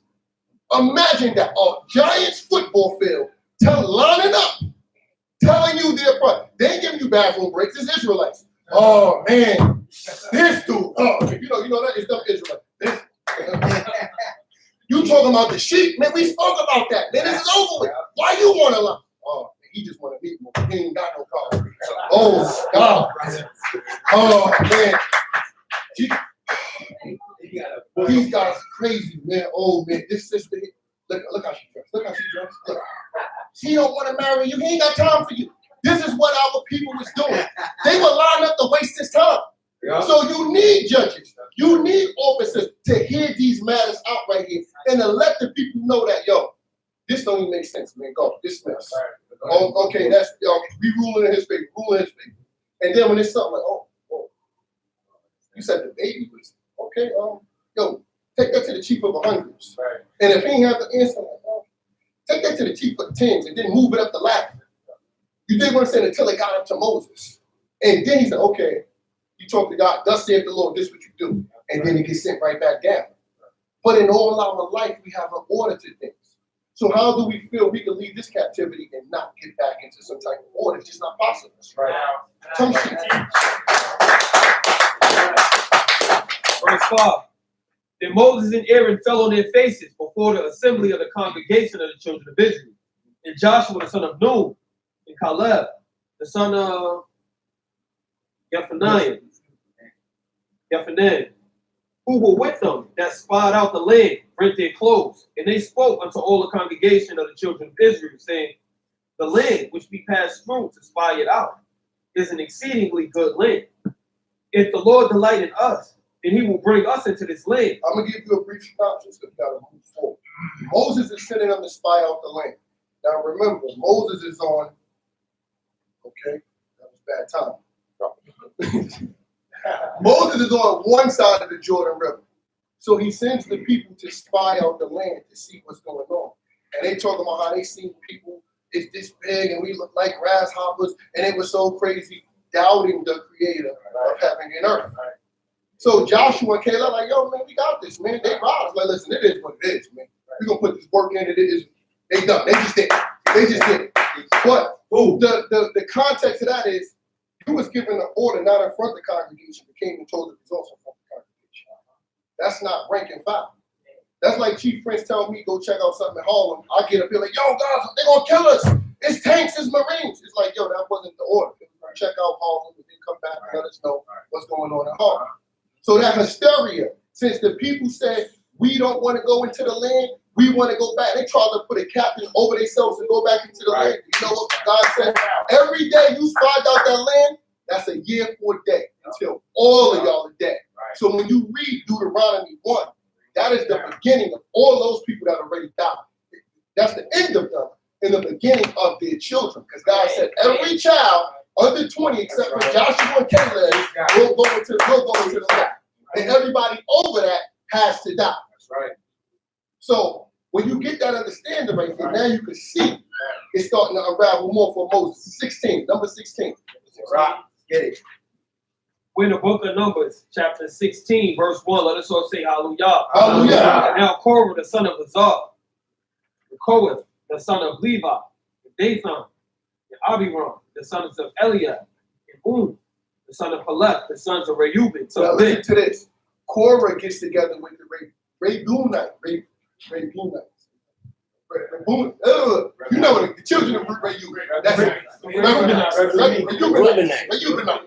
He gets together with the Reubenites. The reason he would go to them, see, even people who want to sow discord know who to go to. What was Reuben? He was the what? Firstborn. Firstborn was supposed to be priest and a king. Remember, they get double inheritance.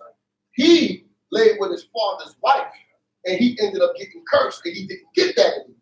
So now his children, that's why I always tell you, watch what you tell your children, because you get over it, they don't. And they carry, ask Esau, ask Amalek.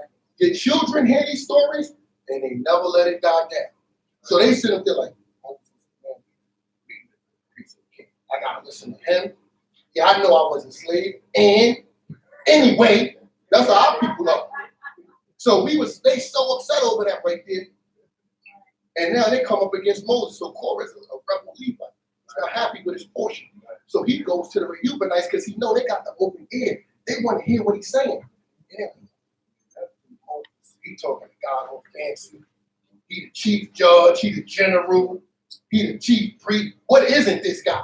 Come on, he taking too. He doing too much, y'all. Y'all know. And that's how the rebellion started. Well, let's read about Moses and his humility again. Numbers 11, verse 8. Hold it 16. We're in the book of Numbers, chapter 11, verse 8. 18. Let us all say hallelujah. Hallelujah. And say thou unto the people, sanctify yourselves against tomorrow, and ye shall eat flesh. For ye have wept in the ears of the Lord, saying, would it that we were given flesh to eat? For it was well with us in Egypt. Therefore the Lord will give you flesh. So you got 28. And Joshua the son of Nun, the minister of Moses, from his youth on up, answered and said, Now listen to this. This is going to give you a lot of insight into the mentality of Joshua. He was his minister from his youth. So Moses didn't go through that by himself. He had his little man there seeing everything that these people did. Right. So when Joshua came with that iron fist, he said, I know how y'all are, man. I'm playing with y'all cats. I got no leniency for y'all clowns. Right. I see what you did. You see my man had to die on the other side of that Jordan? I'm not playing no games with y'all. You play that with me, I'm going to kill you. And that's, hey, that was what it was. But that was what we need. He said, you play with me, I'm going to kill you. We're going to get the evil out I miss quick. I'm not playing with y'all cats. And that's why Joshua know how he know. We think Joshua he's a madman. No, Joshua wasn't a madman. He was right there. He heard them talking about Moses. He heard everything they did. And look at how zealous he was. Come shit.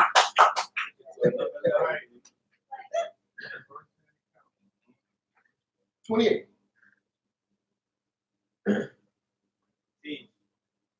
and said, my Lord, Moses, shut them in. And Moses said He unto said, him, lock their behinds up, because at this time they was prophesying. And Joshua was like, this is Moses' job. They getting a little too beside themselves. They didn't know they had the spirit of the Most High on them. But read what Moses says. Listen to his response. Look at the humility of this man. Right here. Some shit. art thou jealous for my sake? You jealous for me? This ain't about me. This ain't my show. Some shit. Would that all the Lord's people would be prophets? I And the wish Lord would everybody put would his be spirit I wish upon them? everybody could do this. We all gonna win right here. That'll make his job easier because Moses had understanding. Right. He had humility. He was really for the people. So when Korah in 16 comes with this, Moses, you take too much upon yourself, it sounds unfounded and retarded. They're like, what are you talking about, man? I done told God, let me die in your place. I done told God I ain't want to lead you. I done made chiefs, priests, officers, and judges. I done did, listen, man, and I never took credit. Right. And now, okay, all right, we let God decide to end this matter. I ain't got no smoke with you. You the man. I'm going to sit this one out, champ. You got to bring your fire pants. Some shit. Go to 16. Bring your fire pans. Let God see what this is about. He set him up. He set him up. The fire pans were out. He said fire pans was out at that time. So he knew that wouldn't be accepted by the Most High God. Yeah. He set him up. He set him up. But in his zealousness, he couldn't even see that. Come see. Go to 16. 16. Go to 16. When the book of Numbers, chapter 16, verse 16, let us all say hallelujah. Hallelujah. And Moses said unto Korah, be thou and all thy congregation before the Lord, thou and they, and Aaron tomorrow, and take ye every man his fire pin, and put incense upon them, and bring ye before the Lord every man his fire pin, 255 fire pins. It's like I said, yo, bring your pig tomorrow to sacrifice, man. If God take that, he messing with you. You got it, playboy. You ain't playing fit. You got one up on me. Go ahead, bring it out. Bring it out. Piggly Wiggly. They got them on sale too. Get 2 pigs. Some sheep. Thou also and Aaron, each his fire pin, and they took every man his fire pin for fire. Jump down to 3rd. Third, Prince said they had to go in the stash to get that. Some sheep. verse 30. But if the Lord make a new thing, and the ground open up her mouth and swallow them up, with all that appertain unto them. Now listen to this. Moses said this in front of everybody. He said, yo, you for them, stay with them. But if you're not, get away from them. It's about to go down. If God opened up this earth and it take these people in, no, it wasn't me. Remember what I told you.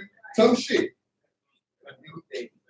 This is a new thing. He said, God done flooded you and killed you with fire and brimstone. He started opening up the earth. You know it's over now. Some shit. And they go down alive into the pit. And you shall understand that these men have despised the Lord. I'd have kicked them in like 300. I ain't gonna hold you. The floor just open. Some shit got better out there. And it came to pass as he made an end of speaking all these words. As soon as he finished, the ground opened up. Some shit. That the ground did cleave asunder that was under them. And the earth opened up her mouth and swallowed them up, and their households, and all the men that appertained unto Korah, and all their goods. So they and all that appertained to them went down alive into the pit, and the earth closed upon them. Go to 17:6. So they were judged quick. What's that? Rebellion number 5? Go to number 6. We're in the book of Numbers, chapter 17, verse 6. Let us all say hallelujah. Hallelujah. But on the morrow, all the congregation of the children of Israel murmured against Moses. Day. You ain't gave it 24 hours. Look at this. So, see, before y'all was like, man, I don't know why they going over Deuteronomy 32. It's just a song. When you hear what he went through and what he had in mind, it started to make sense. Now you start saying, man, Chief was like, they are crazy, man. We are. Man, we are, yeah, we are. You dig what I'm saying? It's now it's starting to get clear. It's like, I don't know. See, we read the portion and we forget all these rebellions. Right? So I want to bring it to the forefront. No, this is who we are. And it's still going on to this day. This ain't over. This ain't a whole thing. There's nothing new under the sun. So the more, it's still more. Because now you're going to be like, man, this is really getting crazy. Some shit wasn't. Saying, ye have killed the people of the Lord. The people of the Lord. March, man. I'd have been like, say it again. Say it again. I'd have been like Pinky if I was Moses. Say it one more time. One more time. The people are who? Say it again. That's how I would. You know Moses is cool. Moses just told them. He just told them. If the ground opened up, it's not my fault. It's on you. You all said Cain and then fell. That's what you did. Now you're talking about, Moses, you killed the people of the Lord. Right. Yo, the whole head is sick, man. The whole head is sick. This is why we got to give this man more credit than we give him for dealing with some shit. And it came to pass when the congregation was assembled against Moses and against Aaron that they looked toward the tent of meeting. And behold, the cloud covered it, and the glory of the Lord appeared. And Moses and Aaron came to the front of the tent of the meeting. And the Lord spoke unto Moses, saying, listen to what he said.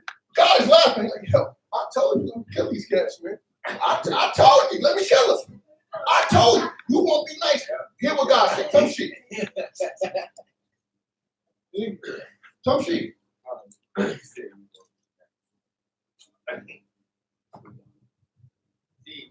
And it came to pass. We in 20, or we in 17, should be verse 9. 17:9. And the Lord spoke unto Moses, saying, Get you up from the congregation, that I may consume them in a moment. All he did, but listen to this. I could just get rid of them like that. This is quick. This is the Thanos snap. All your problems is gone. Now, it don't say, and Moses considered for a minute and thought to all the evil the children of Israel. This says, that is a good. Well, I could take this thing myself and run with it. You know what I'm saying? Moses, look at how speedily his response was. Some shit. Right. And they fell upon their faces. Whoa! He ain't barking. He said, well, God, there's a couple of cats I don't like. He said, everybody. Understand this right there. He didn't even pick out the people he genuinely might have hated. He said, save everybody, man. And he cool too. Yohanathan, yeah, he good too. He fell on his faces for the nation of Israel. This is what he did. Some shit. Verse 11. Moses said unto Aaron, Take thy fire pan and put fire in their ring. And that's how they atoned for. Go to Numbers 20. Because we get into the big fish now. We get into when Israel done lost their mind. Like I always say, outside, not out of your mind, outside your mind. This one right here is as crazy as a crackhead. You dig what I'm saying? Tell me. We're in the book of Numbers, chapter 20, verse 1. I know how crackheads dance. They be going over this. I saw something that said, I don't know if kids dance like crackheads or crackheads dance like little kids. My daughter was doing all of this. I'm like, oh, man. Some shit. The children of Israel, even the whole congregation, came into the wilderness of Zin in the first month. And the people abode in Kadesh. And Miriam died there and was buried there. Whoa. They existed there. His sister died. The sister that took him and put him in a basket water and saved his life. Because she listened to her mother's orders to the T. That sister died. Understand what he's going through now. He's grieving now. Moses is grieving. Some shit. Right. But God don't care about your feelings. Right. This is the glory of God. He don't care about even the greatest man ever come out of Israel feelings. So you know he ain't considering yours. Right. So when you got your excuses and I can't do this, he didn't care about what Moses went through. Job go on. This don't got feelings involved. This is what we got to understand. There is no part that says, and God considered their feelings. No, it says, and thus saith the Lord, this is it, and the job got to go on, like Chief Prince said. Some sheep. And there was no water for the congregation. And they assembled themselves Well, we've together. been here before because we ain't have food. They gave us manna. We ain't like manna. We got quail. So we've been through this before. We've been through a drought. Some sheep. And they assembled themselves together against Moses and against Aaron. And the people strove with Moses, saying, So, quick. Let's give you a brief synopsis. This is after they snitched on him to Pharaoh. This is after they said we want to go back to Egypt. This is after they tried to make themselves their own leader to go back to Egypt. This is after they talked about the manna. This is after they talked about the giants. This is after they talked about his wife. This is after they talked about he takes much upon himself. This we had like 7 or 8. I didn't even lose count. And now look at what he's dealing with. Some shit. The death of his sister. You think Israelites relent? They don't take over the Sabbath because they have some shit. and the people strove with Moses and spoke, saying, Whoa. God said it's too crazy to speak against him. You actually went up and strove with him like, yo, it's your fault, Moses, get us some water. Some shit. And he breathing? That's great. Some shit. Would that we will perish when our brethren perish before the Lord? Here they go with this cat again. Man, I might as well like, you want? Now you're with court.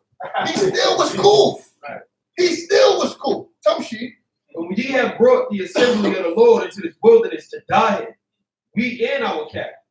And wherefore have you made us? This man's sister died. They talk about sheep and rams. Israel is sick. Israel is sick. Some shit. And wherefore have ye made us to come up out of Egypt to bring us into this evil You place? made us. Listen to the words, every word. You made us. Not we willingly followed you. You said, come on, we leave in Egypt. As if that was a result. Some Nothing to do shit. with God. And no, God ain't say nothing in this matter. You told us to do this, Moses. I like making bricks. Some shit.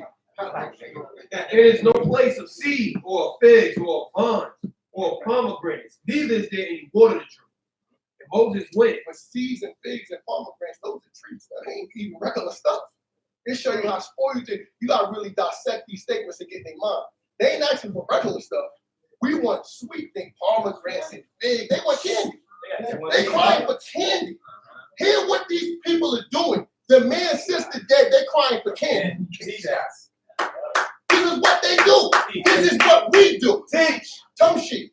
And Moses and Aaron went from the presence of the assembly unto the door to the meeting and Okay. fell upon their faces. Here's the key though. He went before the presence of the Lord. This is what this season is about. Going before the presence of the Lord. But the only thing, he went in one way and came out the same way. And this is something we could never say any other time. But for surety, you can believe. He went in angry and came out angry. Because you didn't get mad when you went to meet with God. You had to already have went in with those feelings on your heart. And that's why you got to watch how you approach this king, his day, and anything that he called you to teach. This is very important. Tongue sheet. And the glory of the Lord appeared unto them. Oh, the glory of the Lord. Let me tell you something about the glory of the Lord. It's like, you ever been around a cat who smokes cigarettes or something? Like my cousin, I ain't smoking. I told you. Well, my cousins did. I used to be with them. And I'll come home, I'm like, what you was doing? You smoking reefer? I'm like, Ma, I don't smoke. I smell it on you, all on you. That's how the glory of the Most High is, man. When you're around somebody that's really in it, it's going to permeate.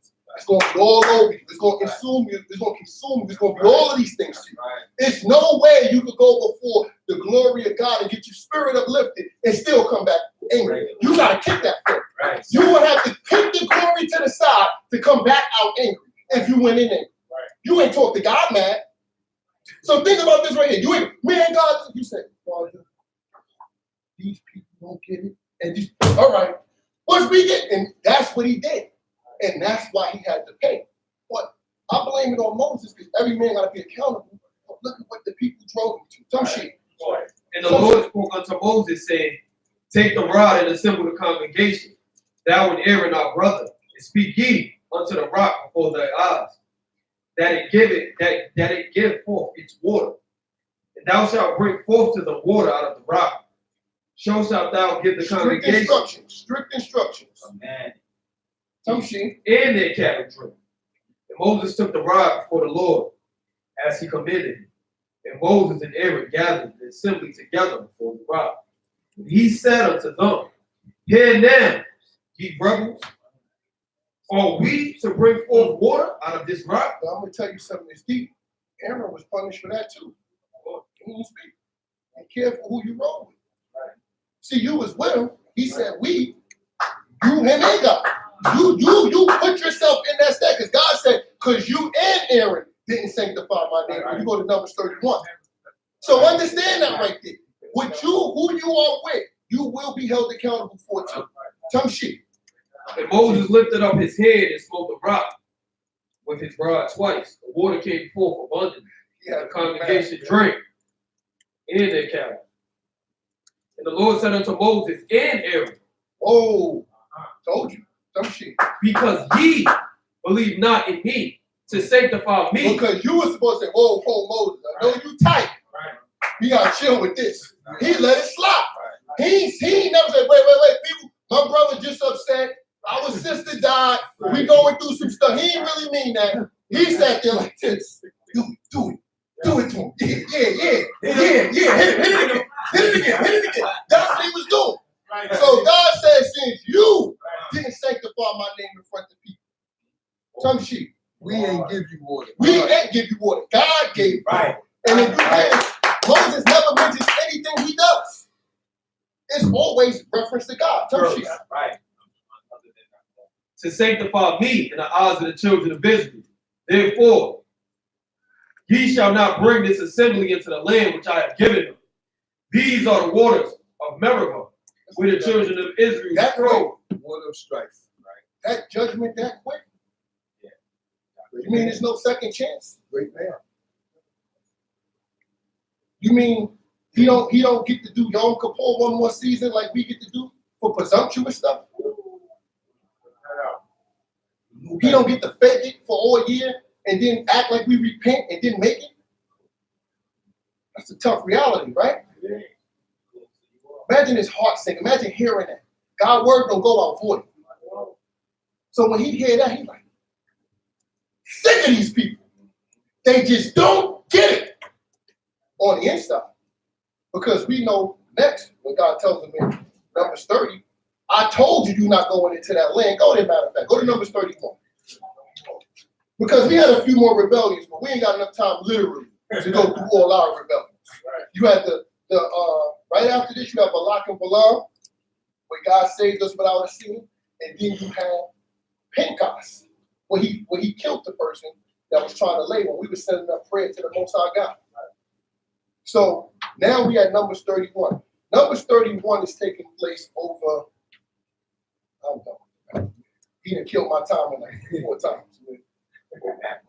The math oh shit. Well, the book of Numbers, chapter 31, verse 1. Let's all say hallelujah. Hallelujah. The Lord spoke unto Moses, saying, avenge the children of Israel of the Midianites. But notice, he's not saying Moses and Aaron. He's going by that. It's the end of the road for everybody, man. The person that helped him speak, the person that started on the journey with him, he's not there no more. It's him to his own devices, man. And that makes it even worse. All your family gone, all your support is gone. And you get stuck with the people that caused you can't go into some place for them to go. You put your life on the line for these people. Some shit, right? Jump to read that real quick. Hurry up. We have the time. And Moses spoke unto the people, saying, arm ye men from among you for the war, that they may go against Midian, to execute the Lord's vengeance on Midian. Of every tribe 1,000, throughout all the tribes of Israel shall ye send to the war. So jump down to 23. Verse 23. Yeah. Everything that may abide the fire, ye shall make to go through the fire, and it shall be clean. Nevertheless, it shall be purified with water of sprinkling. And all that abideth not the fire, ye shall not make go through to the water. And ye shall wash your clothes on the 7th day. Ye shall be clean, and afterward ye may come into the camp. And the Lord spoke unto Moses, saying, take the sum of the prey that was taken, both of man and of beast, thou and Eleazar the priest, and the heads of the fathers' houses of the congregation, and divide the prey into 2 parts between the men skilled in war that went out into battle, and all the congregation.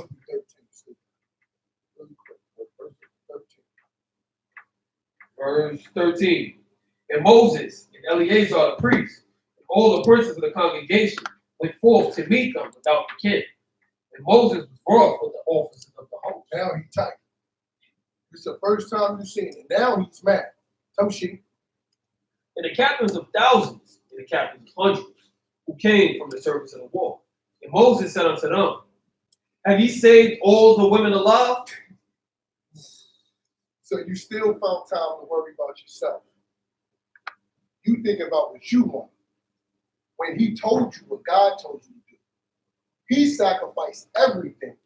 And just that quick, it didn't take 5 minutes. That quick, they turned their back on the dumb shit. That quick, they turned their back on the Most High God, more important. This is showing you the nature of these people. One last verse, Deuteronomy 1.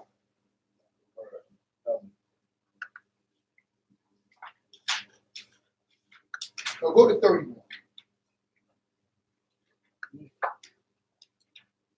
We're in the book of Deuteronomy, chapter 31, verse 1. Let us all say hallelujah. Hallelujah. I won 31, 23.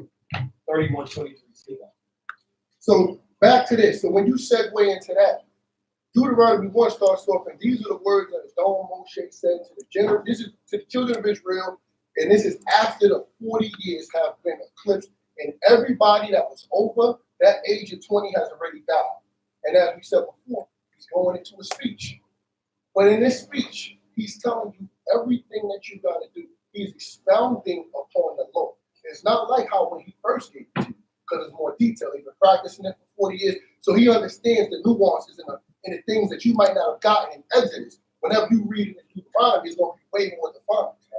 But this is a 3-hour-long speech. He's addressing everybody. And he know in the back of his head, in the book of Numbers, he was told, I could never go to this place.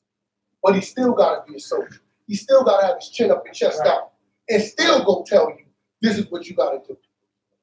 Tamshi. When the book of Deuteronomy, chapter 31, verse 23, let us all say hallelujah. Hallelujah. He gave Joshua, the son of Nun, the charge and said, behold, Sliga, be strong and of good courage. Listen to this right here. You got to put yourself in the monster. He's done it, trusting all the people.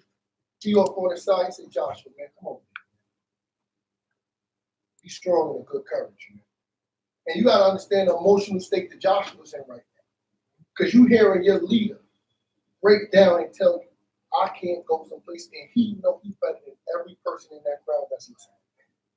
So don't look at Joshua like he's just some crazy maniac with an iron fist. When you see evil done for so long, you begin to hate it. If you're righteous, you hate evil. And you end up hating the people that do. He can't stand for it. This is the man I learned at his feet, literally. He can't go someplace, but you Negroes get to go. And now I gotta lead you.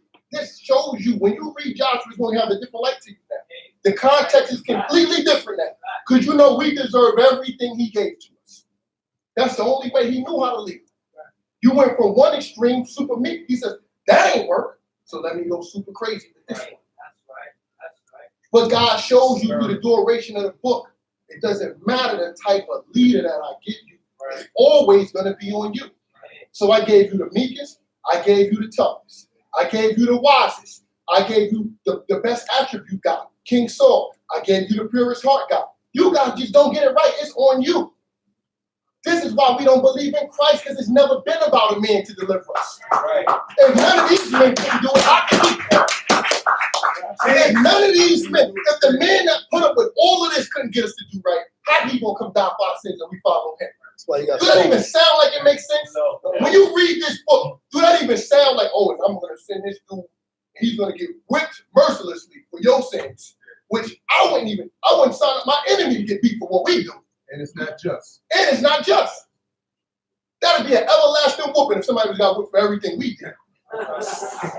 The dude be like this. 1,442. 1,433. He be tough. Then he has to die and come back. Then he got to die and come back like I said.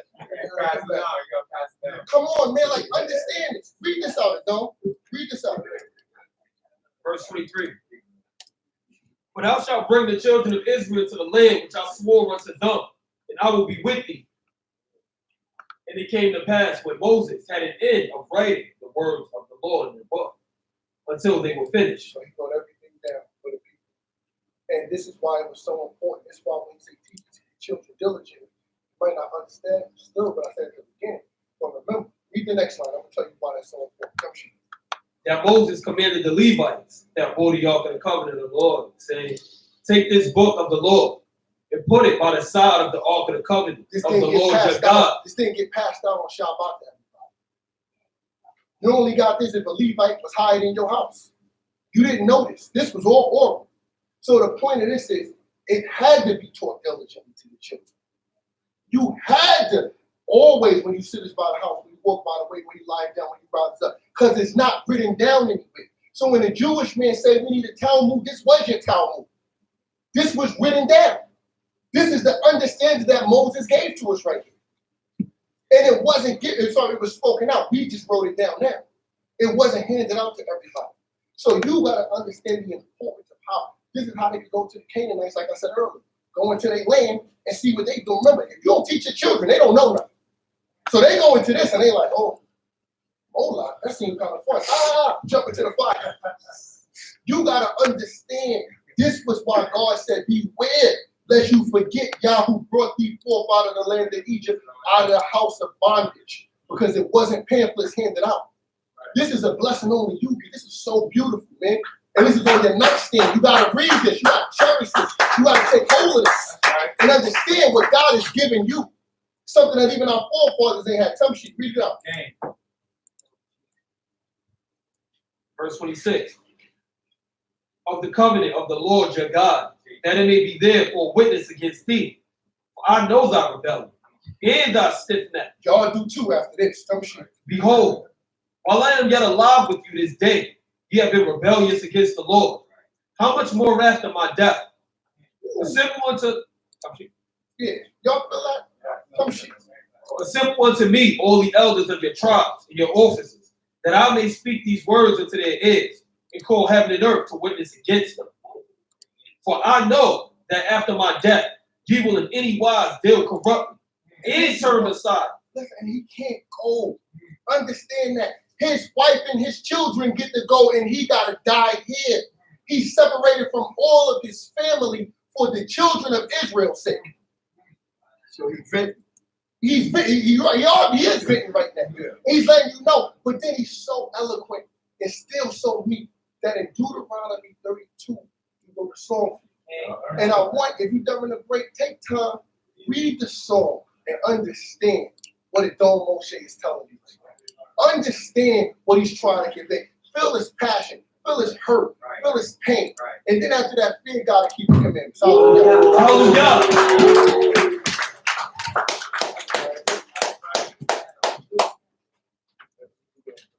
Hallelujah. Hallelujah. Can't give it all honor and praise to God, Abraham, Isaac, and Jacob. Great man, the great one, the most high, maker. Hallelujah.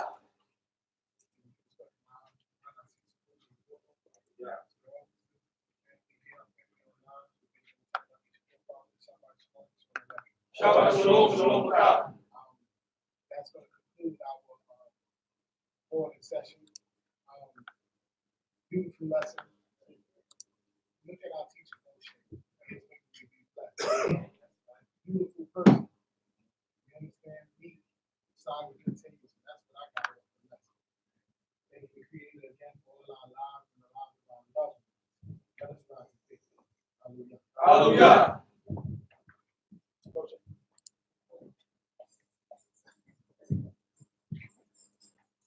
Right. Drums. Instrumental. Hallelujah. Hallelujah. Hallelujah. Hallelujah. Hallelujah. Hallelujah. All honor and all glory and all praise was unto the Most High God who spoke and the world came into being. The Most High God who speaks and it does not come back void. The Most High God who described us and gave unto us signs and wonders. Blessed be our high holy name, O Most High. Thank you even for the Shabbat day, O Most High God. A day of rest. A day scientifically that's good to us, O Most High God. That's good to our bodies. That's good to our mind, O King. A day that we can even sit and even recharge our souls, O Most High.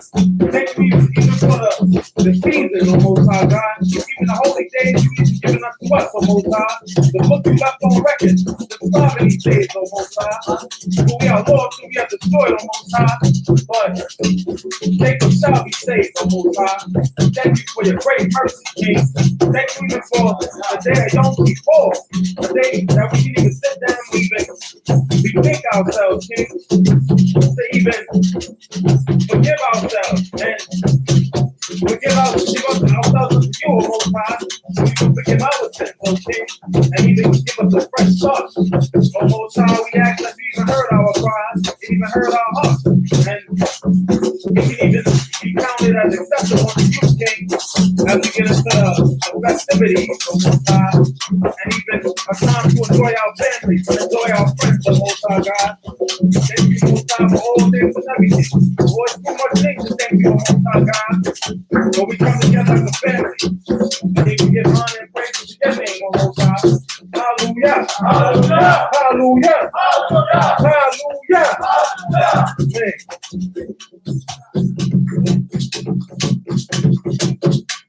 Hallelujah. Hallelujah.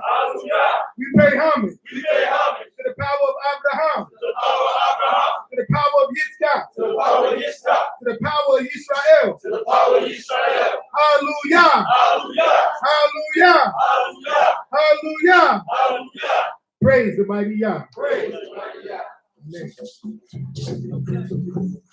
What time is start back? Brothers and sisters, we will start back at 5:30. Remember the Sabbath, keep it holy.